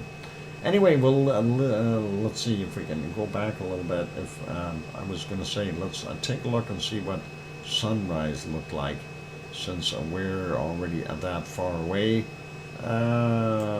Let's take a peek at sunrise their time, because this is like 15:28, and we want earlier. And that should be somewhere around here. So yeah, even 5:42 a.m. Not bad looking, but I don't see the colors I was hoping for. So not that colorful of a sunrise. But let's leave it there, and we'll put it back onto the live. I don't know why they're looking at that road. Okay, they're zooming back out. There's the ski lift area. And of course, lots of snow up top there. Pretty awesome looking. All right, let's leave that one. We'll go to our next shot, and that is this one. I gotta refresh it and get that camera working. And we'll make that bigger. There we go. And there you can see it. The big caldera for our wonderful Taupo. That is that lake. And that is one huge caldera. And as a bonus, you get to see Mount Ruapehu in the background behind those other mountains. And that is where it is. So that is a pretty awesome, nice clear day there. And looks like everybody's happy. The wind is blowing slightly. Nothing very violent, and a gorgeous day for people to enjoy themselves. This shot courtesy of the Suncourt Hotel and Conference Center there in Taupo. And on that friendly note, we'll leave that one be and put this back here and back to Merapi. Let's get to our next one real quick, and that is Semeru. And where is Semeru? And that is right there. Not seeing Semeru that much. Let's see what we have earlier here. It did look like there was a little bit of off-gassing or something going on here. Let's see. No, I guess, I don't know. It's hard to tell what it's really doing. What about right there? No. I don't know. I can't tell if that's from the volcano or if that's just clouds putzing by, but you never know. If we go back into the nighttime views, we look for a glow up top on the caldera. Not seeing a glow. This is from 4:13 a.m. And of course, Semeru is in East Java in Indonesia, and we're not seeing anything going on there at the moment. So, or at whatever time we're looking at, that's about 38 minutes after midnight. This one a little bit earlier, 23:30, and no glow, no nothing. If we go all the way back, we see what looked like maybe a tiny little bit of a glow at 21:55. So nothing too crazy there. Quick peek and taking a look at the Lava TV cam, see if they had anything going on new. No, nothing from him to all. And let's see if we had any new updates or lives. And nope, that's still the old stuff. And let's take a look and see if Madam Rutsa has an update for today. Yep, November 10th. Oh, hang on, November 10th. It's the 9th. Oh, hang on, that is the early morning update. All right, so that's what we see there. And you can see Taal is definitely puffing off some gases and some material, so pretty cool. And thank you, Madam Rutsa, for getting that wonderful report. So awesome to see that. Okay, and that is it for those volcanoes for right now. And we'll park that. I'll put it back onto a Simmeru. I put that back to alive and make it smaller so we don't lose anything. And we'll leave that there, go back to Iceland and see what the heck is going on. See if we missed a massive volcanic eruption. I don't think we did. Anyway, I'm going to go take a break, ladies and gentlemen. For those good people who are here, if you have not yet hit that like button, give it a quick bop, help us out, and we'll see if we can get over that 100 mark during the course of the show. Also, if you have not yet subscribed, consider subscribing if you feel we've earned it. And on that friendly note, I'm your host, DrFox2000. I'm going to go take a break. I will be back in 5, 6, or 7 minutes. I keep smiling, be good, and play nice, and don't poke the ground. It might cause an eruption. I'll be back.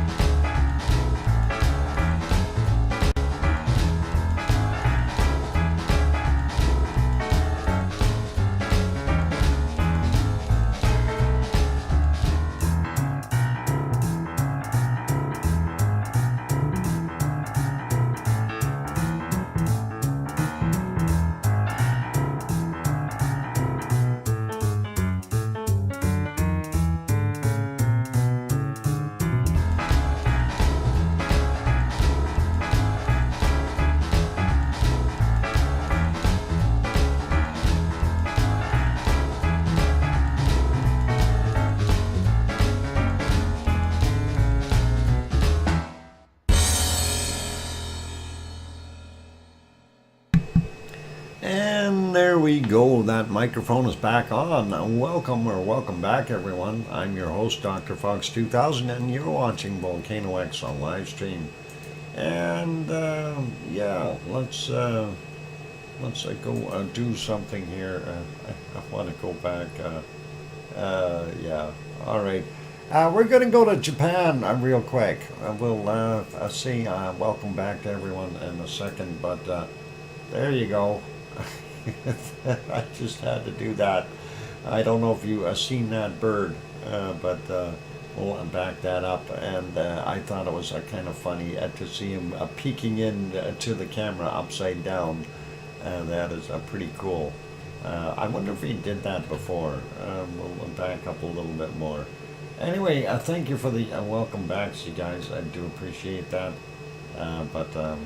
Yeah, let's see, where are we here? Thanks Sue and Cookster and Oh Mommy of Hamsters.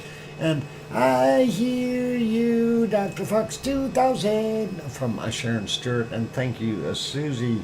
And yep, upside down bird. And that was pretty awesome to see that.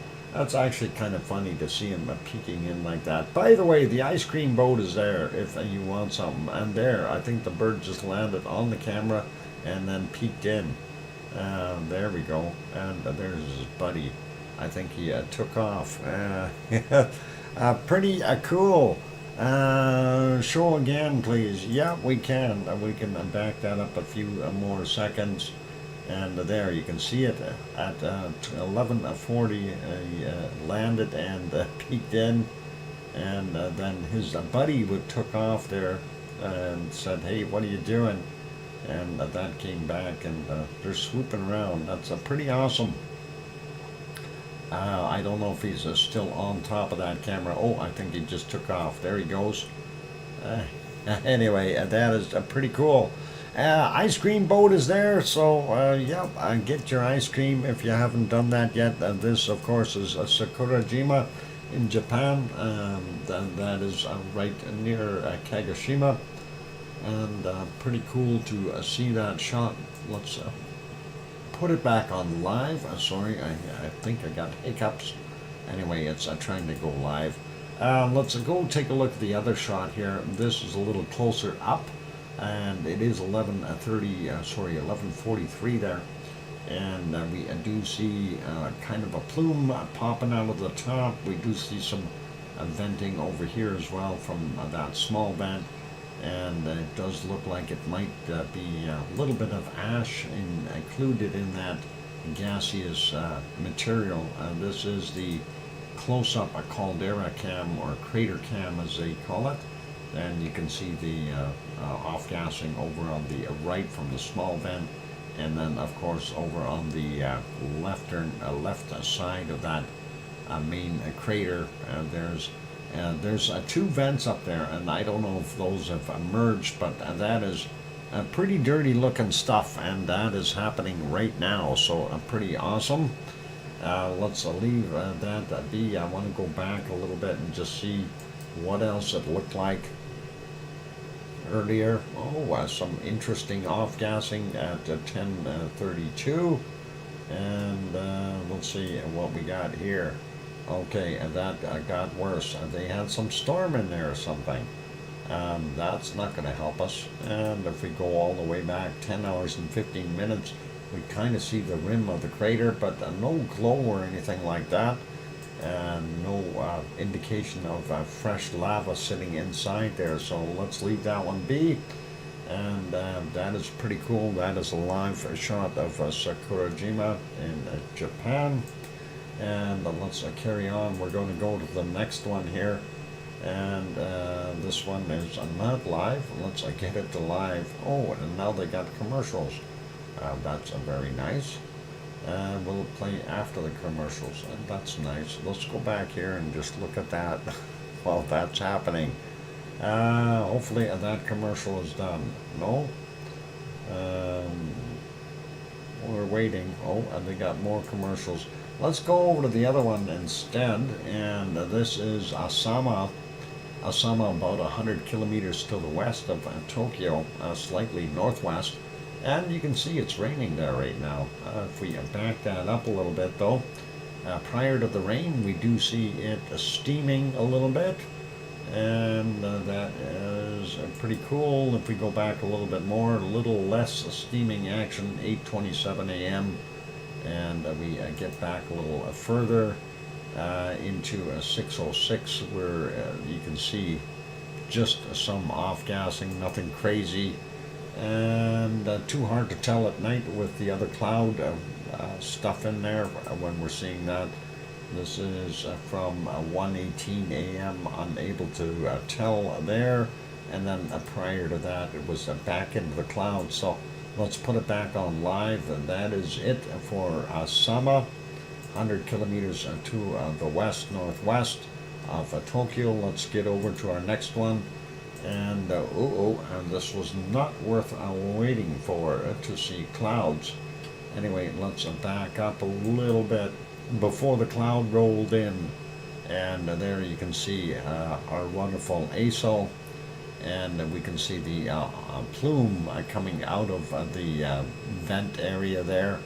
The extra clouds, I think that is just rolling in, so that'll obscure our visibility in a mere minutes or seconds even.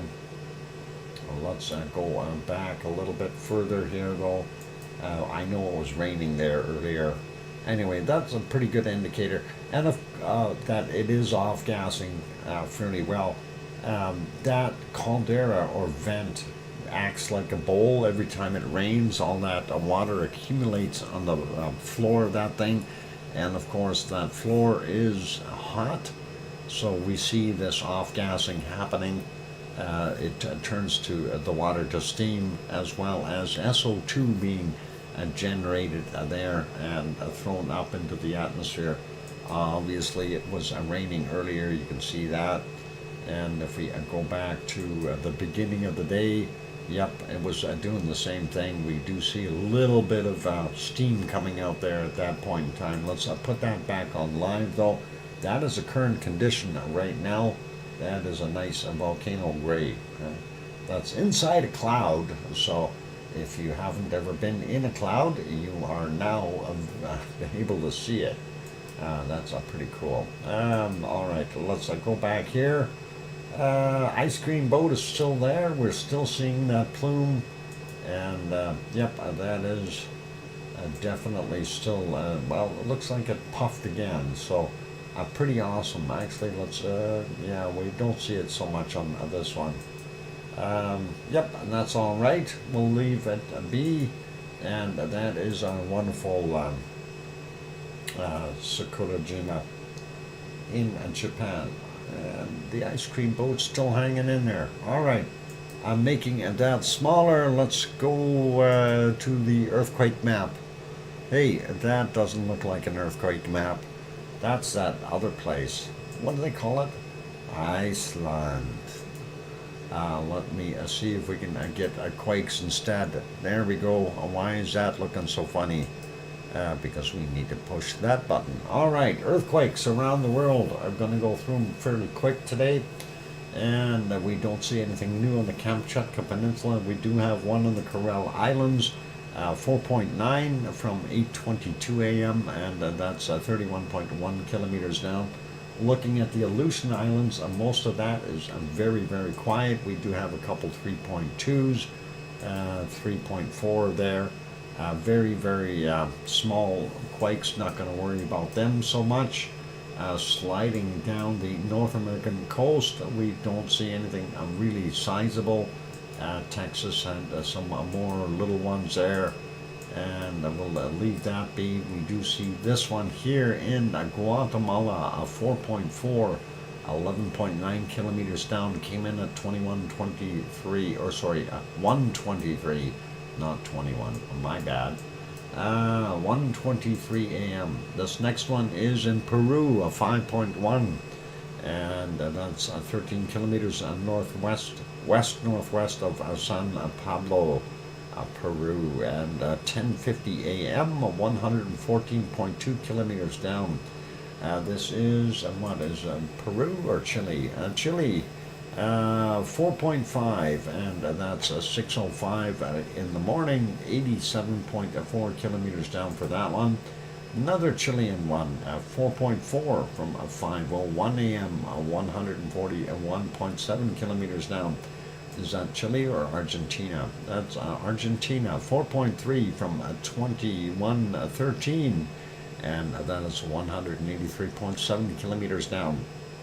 And that is yesterday's actually, so that's okay.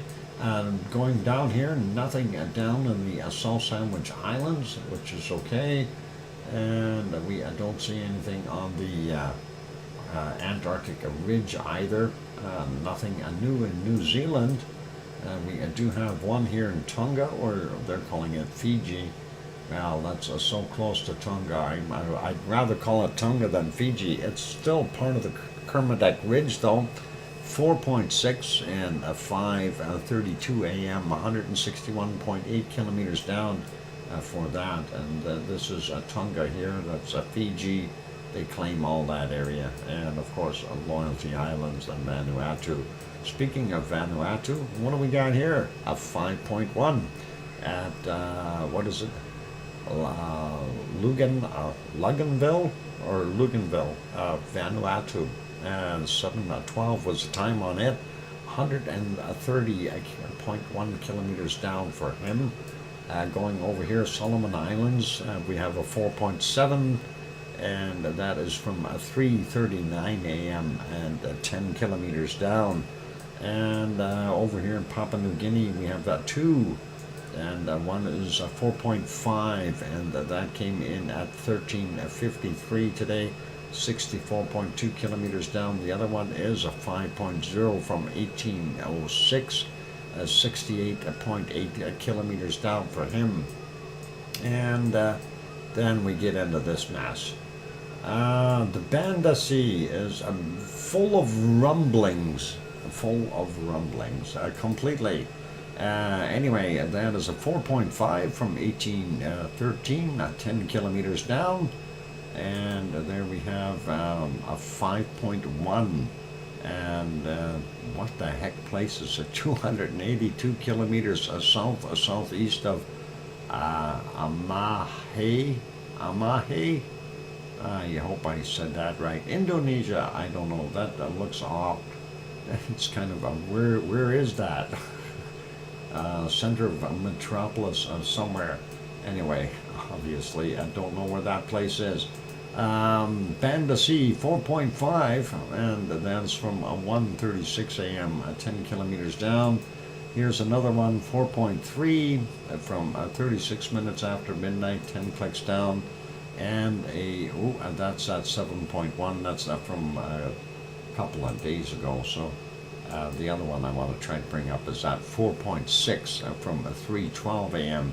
at 10 kilometers down, and the last one there is a 4.7 from 8:36 at 10 clicks down, and then we also have this guy over here, 4.4 from 14:26 and 168.2 kilometers down. A busy place, that Banda Sea, and to all, and then if you get down here somewhere to more or less, there is Java, nothing on Java, nothing on Sumatra, nope. And looking at what we've got in the Philippines, nothing new there, nothing new in the Japanese islands or Mariana Islands, those regions. We do have this one, and this is Tokyo right here, and we have a 4.5. And that is from 1800 and 111.3 kilometers down. Now I seen another quake out here. There's a 4.4 just off the coast of Honshu, 2313 yesterday, and that's 10 kilometers down. So we've got those. We already got the one in the Kuril Islands, and let's see what else we got. Nothing there. I don't see anything in here in Afghanistan or Tajikistan. Nothing in Iran or Turkey. Everything is quiet. Nothing in Greece. And here in the what the heck sea is it? So, oh boy, and I already forgot. Never mind. Uh, I was trying to think of Aegean Sea. I can't remember what that is called.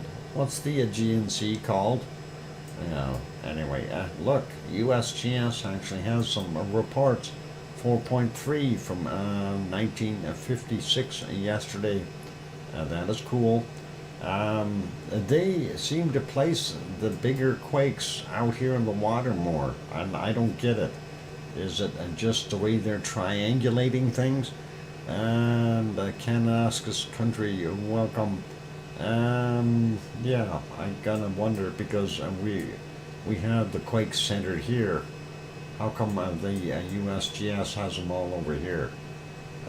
Sometimes you have to wonder, really do.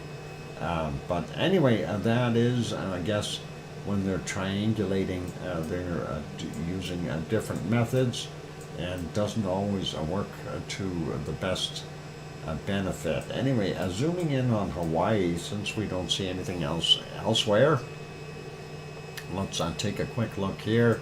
On the side of Mauna Loa, we've got a 1.1, and that is 5:02 a.m., 8.7 kilometers below sea level.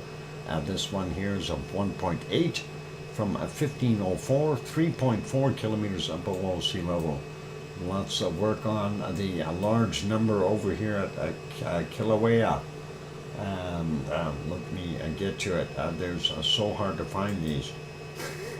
4.3. 1625 is the time on that. 22.5 kilometers below sea level. There's your Kilauea report today. Wow, one quake. What happened? Seriously, what happened to the stuff that was going on? We were expecting an eruption here, and it just all subsided. Maybe it's where's that wonky donkey? And where'd that lava intrusion come from in Iceland anyway? Is that apparently there's not that much gas in that. I wonder in the magma. I wonder if a wonky donkey maybe is borrowing used magma somewhere. Anyway, Pahala region, 1.8 from 9:44 a.m., 31.2 kilometers down. The other one, a 2.4 from 23:48 yesterday, 32.7 kilometers down. And then we got four more little ones here. 2.0, 11:11 a.m., 30 clicks down below sea level. 2.4 from 13:16, 31.2 kilometers down. And another 2.2 from 16:36. And that is from 30.7 kilometers down, and the last one, a 1.8 from 12:23, 28.8 kilometers down. So that's it for Hawaii. I mean, what happened to everything that we were seeing here, and that huge swarming? Still things happening around. Yeah.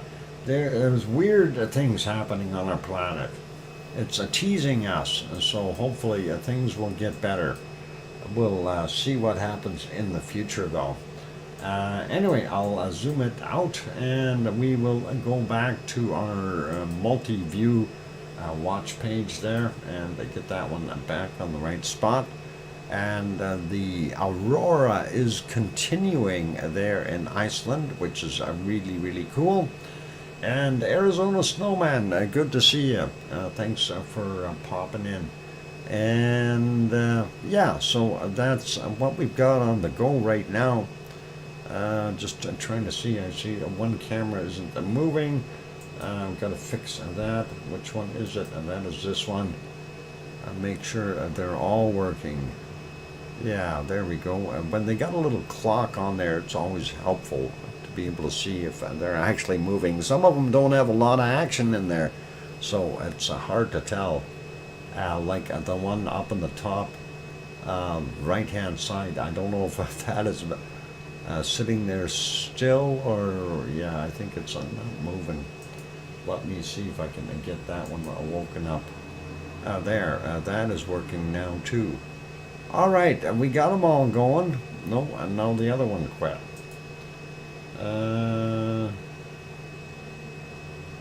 No, and that is working now. It depends on where I'm clicking. All right, I think I got them all working. All right, very good, everyone. I'm going to go take a break. When we come back from the break, we're going to go do the SO2 report, and then we'll take a quick peek, if we have time, at our wonderful. Oh, I was going to try to bring up that 3D map. Let me see if I can do that during the break. I thought I had it loaded up here somewhere. I may have killed it because it was a power-hungry thing. Let me see if I can find a place I can unload it real quick. Oh, we wanted to take a look at Italy too. I don't know if we're going to see anything in Italy or Sicily. Let's see. Maybe not. No, I don't think it's going to allow me to look at anything there. I hate when it does that. Let's leave it on Iceland, and let's continue watching that while I go for a break. Alright, and that other one stopped working. Let's see if I got them going again here. And no, that one isn't working. I'll leave it there. Okay, now they should all be working. Yep. All right. So got all the cameras going, and I am going to go take that break. So for those good people who are here, if you have not yet hit that like button, give it a quick bop. Also, if you have not yet subscribed to the channel, consider subscribing. And on that friendly note, I'm your host, DrFox2000. I'll be back in 5, 6, or 7 minutes. Gonna go take that break, and I let my throat rest, that kind of thing, and I'll be back.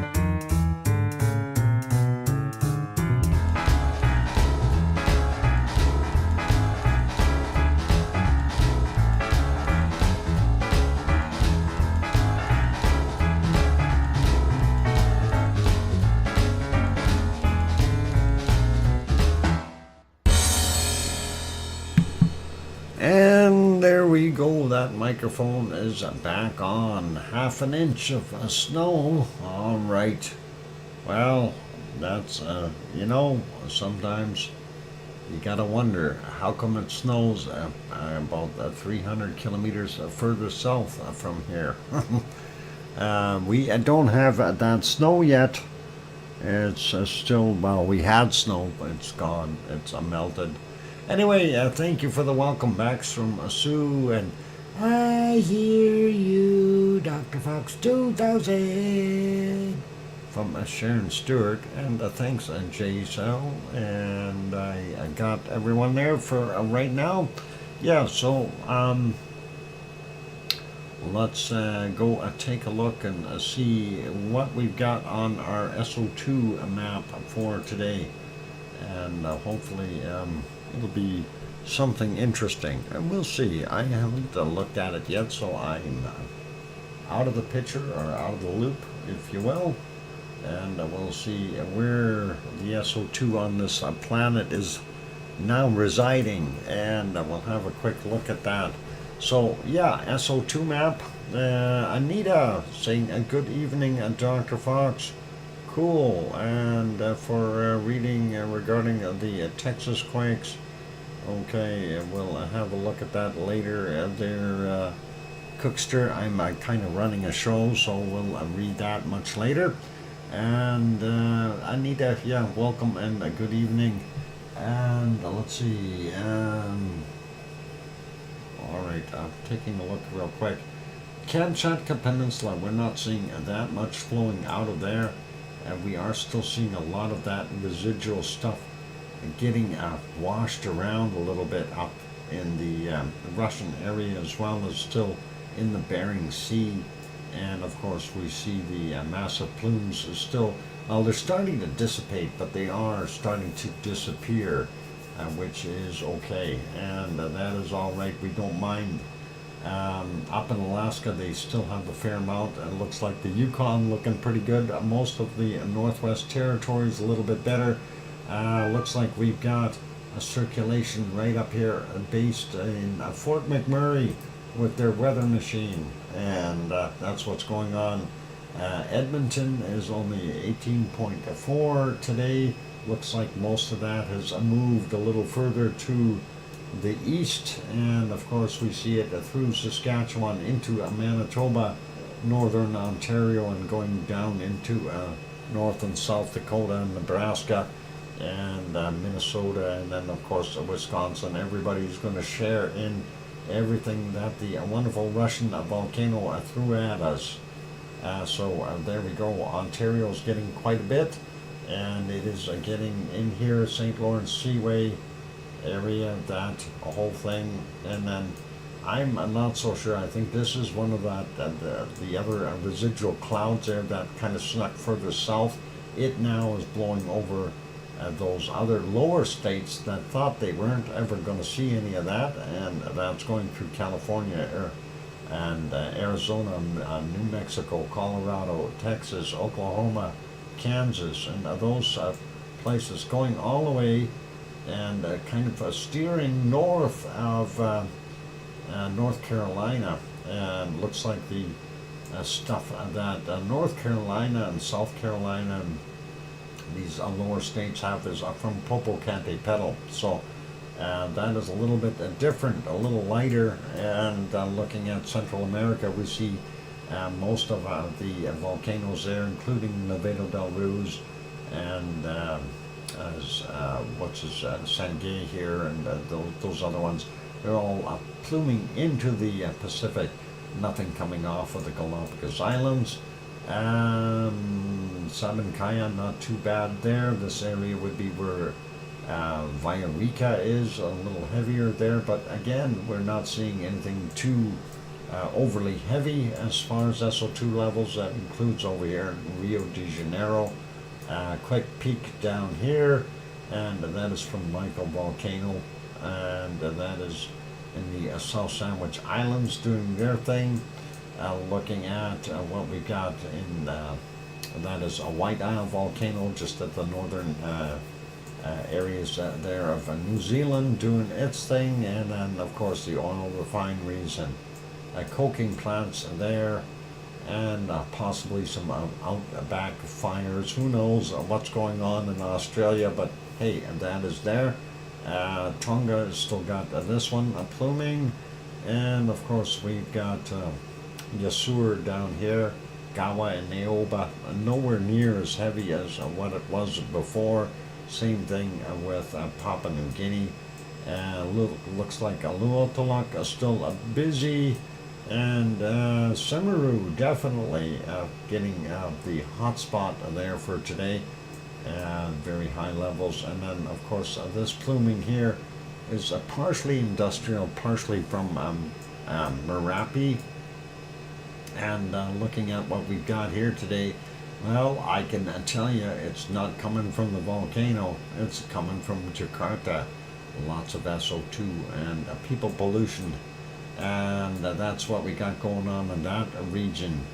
And I won't even mention Dempo, likely not anything coming out from him. And then here is where we have Currency and Marapi putting out a little bit of a plume. And then of course up here Sinabung doing its thing.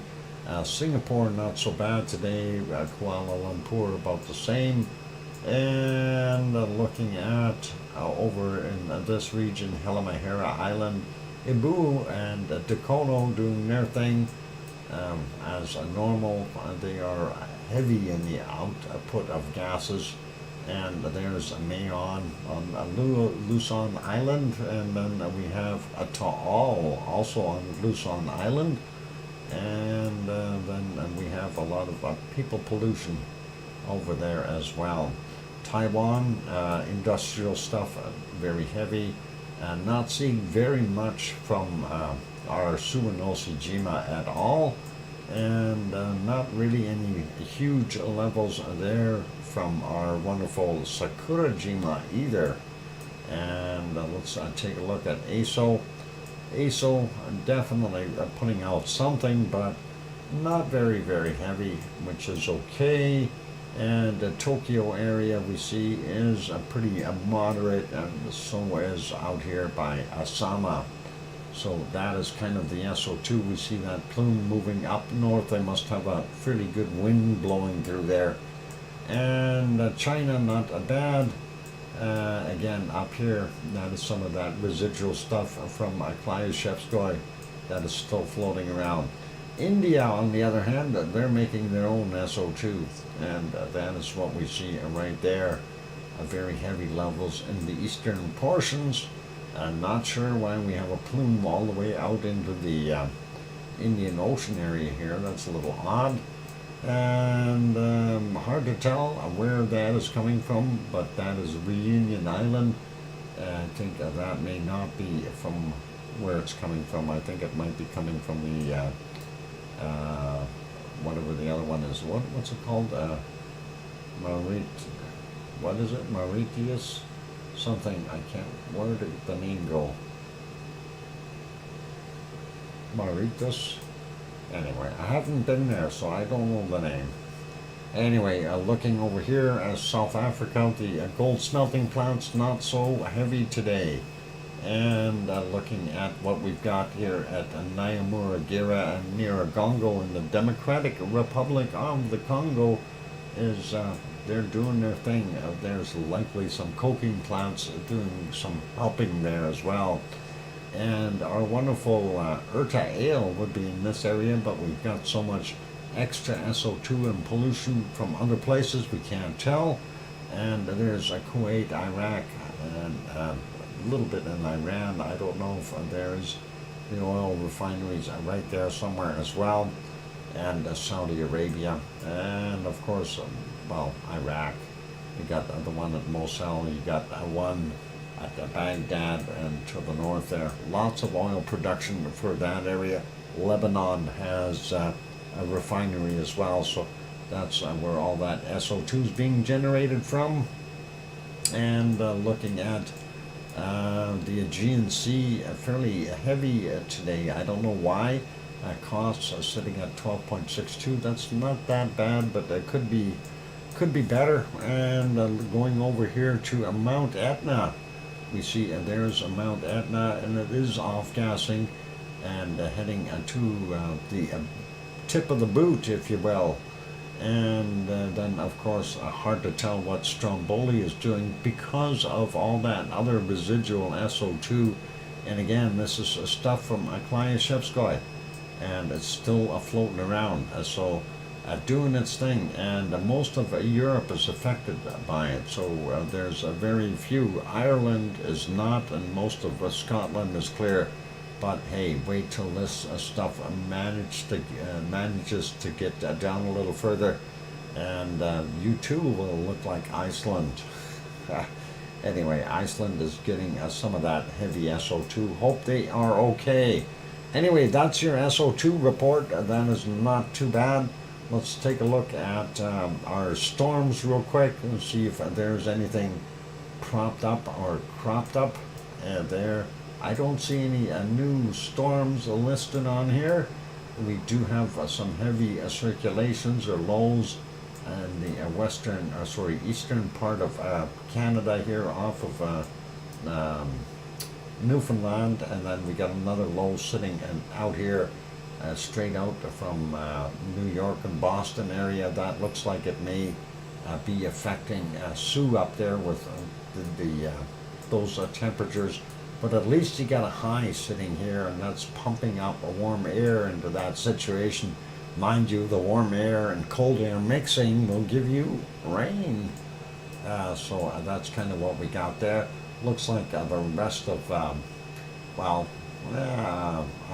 guess Canada is not doing so good. We do see some real cold patches up here, minus 22s, 24s. There, and then over here in Quebec and Labrador, minus 21, that kind of stuff. We are starting to see minus 30 and colder degree temperatures in these places, minus 31, 33. So temperatures are getting down there, 36, 37 there in minus 42 in Greenland. Yeah, Greenland is white, minus 42 degrees. So yeah, that's kind of not so good.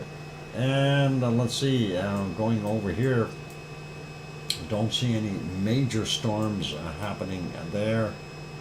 We do have some circulations here north of Papua New Guinea, and we see some circulating stuff here.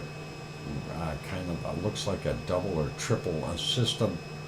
Right beside New Zealand. They are a little bit warmer today. We're seeing temperatures up to 20 degrees, and even down on the bottom end here, 16, 17 degrees in some spots. Not bad. Quick peek at the temperatures. So far I see a 43 right off the bat, and hopefully that is the highest that we're going to see. But that is the highest temperature right now on the planet, 43 degrees. And that is not that good for those guys. Let's see if we find a 44 in here somewhere. And there's a 41s, 42s. Yep, I don't know, maybe no 43 in the close-up view. I'm sure there's got to be a 43 in here somewhere in this area. And we were looking, there's a 42 for sure. There's that 43 right there. And then, of course, over here, it's a pretty darn warm as well. Looks like Adelaide is getting the cooker today. So pretty cool, or warm in their case. So we don't see any real major storms anywhere. Big circulations in some spots, but that is okay. Quick peek at the clouds, and wow. Cloud cover looks like pretty nasty all over the place. And I wanted to go look at the satellite imagery, and that is about the same as cloud imagery. We see a lot of the planet covered in a cloud, other than Africa and South America. They're in good. Hang on, they got palm trees down here. I wonder, Brazil. What land? Oh, I have to learn how to speak Portuguese and to go to there, eh? I may have to. Uh, ouch, ouch, ouch. Sorry, I've got actually in the fall and winter time. What happens? My legs get very itchy. End up getting psoriasis. I put moisturizer on them this morning, but it didn't help much today. Anyway, looking at the clouds, we do see quite a bit. Iceland doesn't look like it's got that much cloud, but definitely a bunch of SO2. And we do see the big circulation here east of England, and it's going to end up, I guess, affecting France, Holland, Germany, those places, Denmark, and all the way up into Norway, Sweden, and Finland as well. So Europe are basically affected. We do see this over here as well, and that is the just off of Newfoundland. So hopefully nothing too major happens there. And what do we get hiding down here? All right, we should be able to see all our volcanoes tonight in Central America. So no cloud excuses warranted, except for, yeah, we're not going to see our wonderful Popo petal. It's hiding underneath a bunch of clouds. Hawaii, on the other hand, is looking not too bad. They do have cloud as well. Half of Honolulu is clouded over, and a good chunk of the Big Island is getting clouded over as well. And let's zoom out a little bit more here, and that is about it for that. Let's go to finding our low temperatures for today. We found the high temperature in Australia at 43. Let's see if today I'm not going to get beat by Sue again. That hurts every time she does that. It's so painful. Second degree, first degree, those beatings are just brutal. So far I found a minus 64. Let's see if we got anything colder. Minus 64, huh? That is summertime temperatures for Antarctica. Let's see, minus 64. I gotta find something more substantial. I gotta find at least a minus 80 somewhere.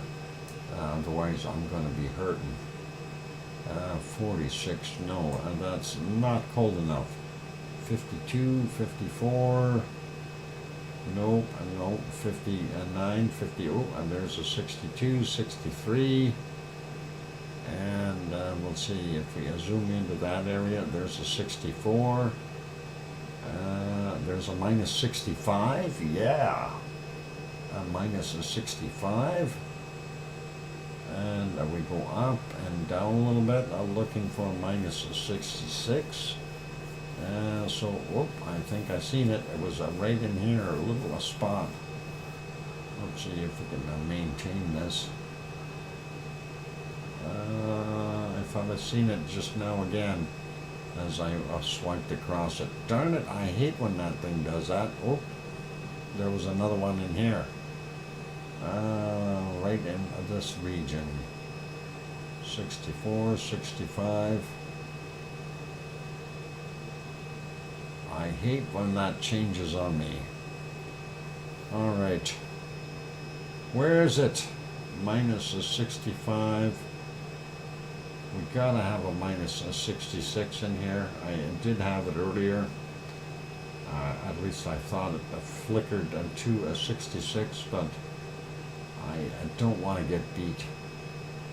Sue has found a minus 66. I gotta at least tie. Oh no, I'm gonna have to take that beating, aren't I? Hang on, what did we have in here? 64, 65, no, 66s. Oh boy.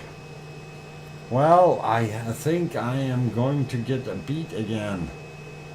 I don't know how she does that. She found the temperature that is 1 degree colder, and that means I get a 1st degree beating. I hate that. Darn it, Sue. It's the way it is. All right, I concede. I can only find a minus 65 degrees Celsius down there. So, Sue, you win. I will accept that 1st degree beating. Well, maybe not, but I guess it is. It is summer down there, or spring. So thankful I live in the Midwest of the U.S. We don't get temps like that. Extreme. Yeah, well, it is what it is. Good try, Doc. Yeah, thanks, Sue. That hurt. It's all good. Awesome. Okay, let's get us back to our Icelandic misbehaviorings, and we'll see what we can do there. I want to make sure I've got all the screens working, and then we're going to wrap it up for today's show. So that is that working? Yeah, that one's working. Oh, the one isn't. One is not working, and that is this one. Okay, I got that one working now too. Yeah. No, the other one quit now. Darn it, I hate when they do that. It's like musical chairs. Which one is working better? Let's see. Okay, that one moved a little bit. Let's try that again. That's not the one I want. Why is this one here? And let's put that to live.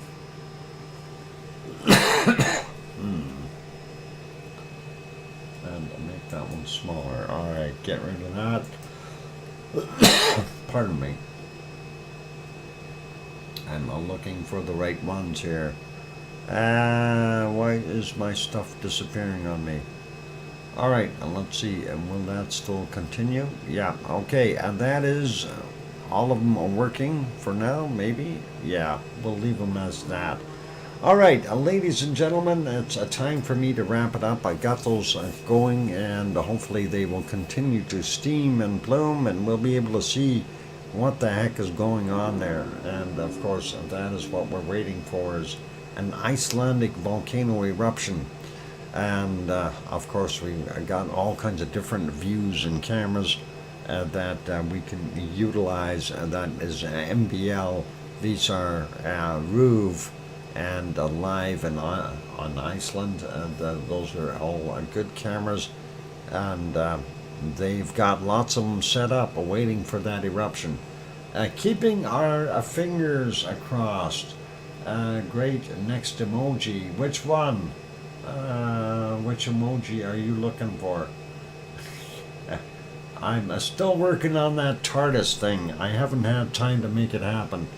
I did have one, but it's not quite what I wanted. So I have to redo it. Anyway, I hope everyone had a wonderful day today watching the stream. Unfortunately, hey, we can only send emails to the lava gods and advise them. Unfortunately, we're not in charge.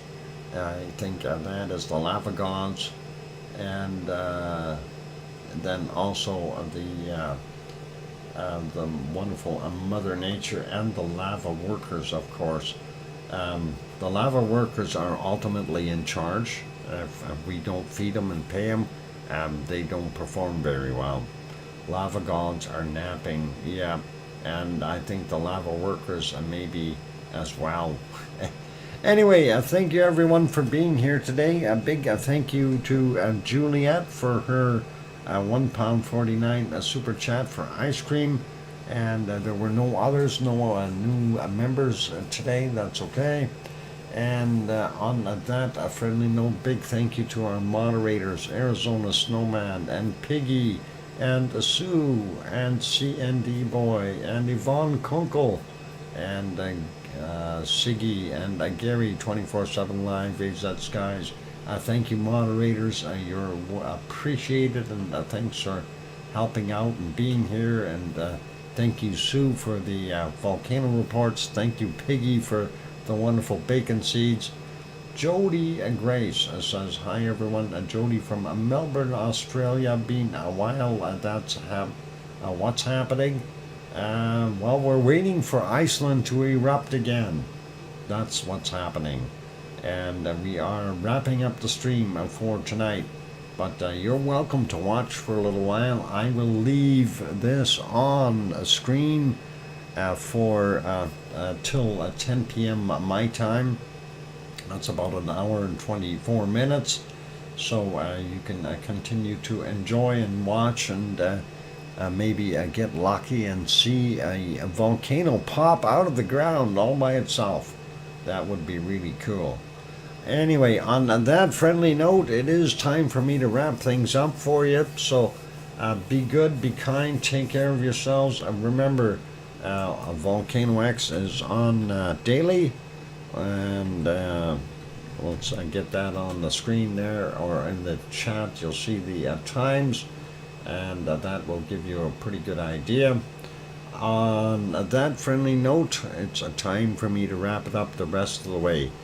Good night everyone, take care of yourselves, be good, be kind, and please, please, most of all, tell your loved ones that you love them tonight, for tomorrow is never promised. I'm your host, DrFox2000, here in Edmonton, Alberta, Canada. We'll see everyone tomorrow. Take care, and good night, and oink oink.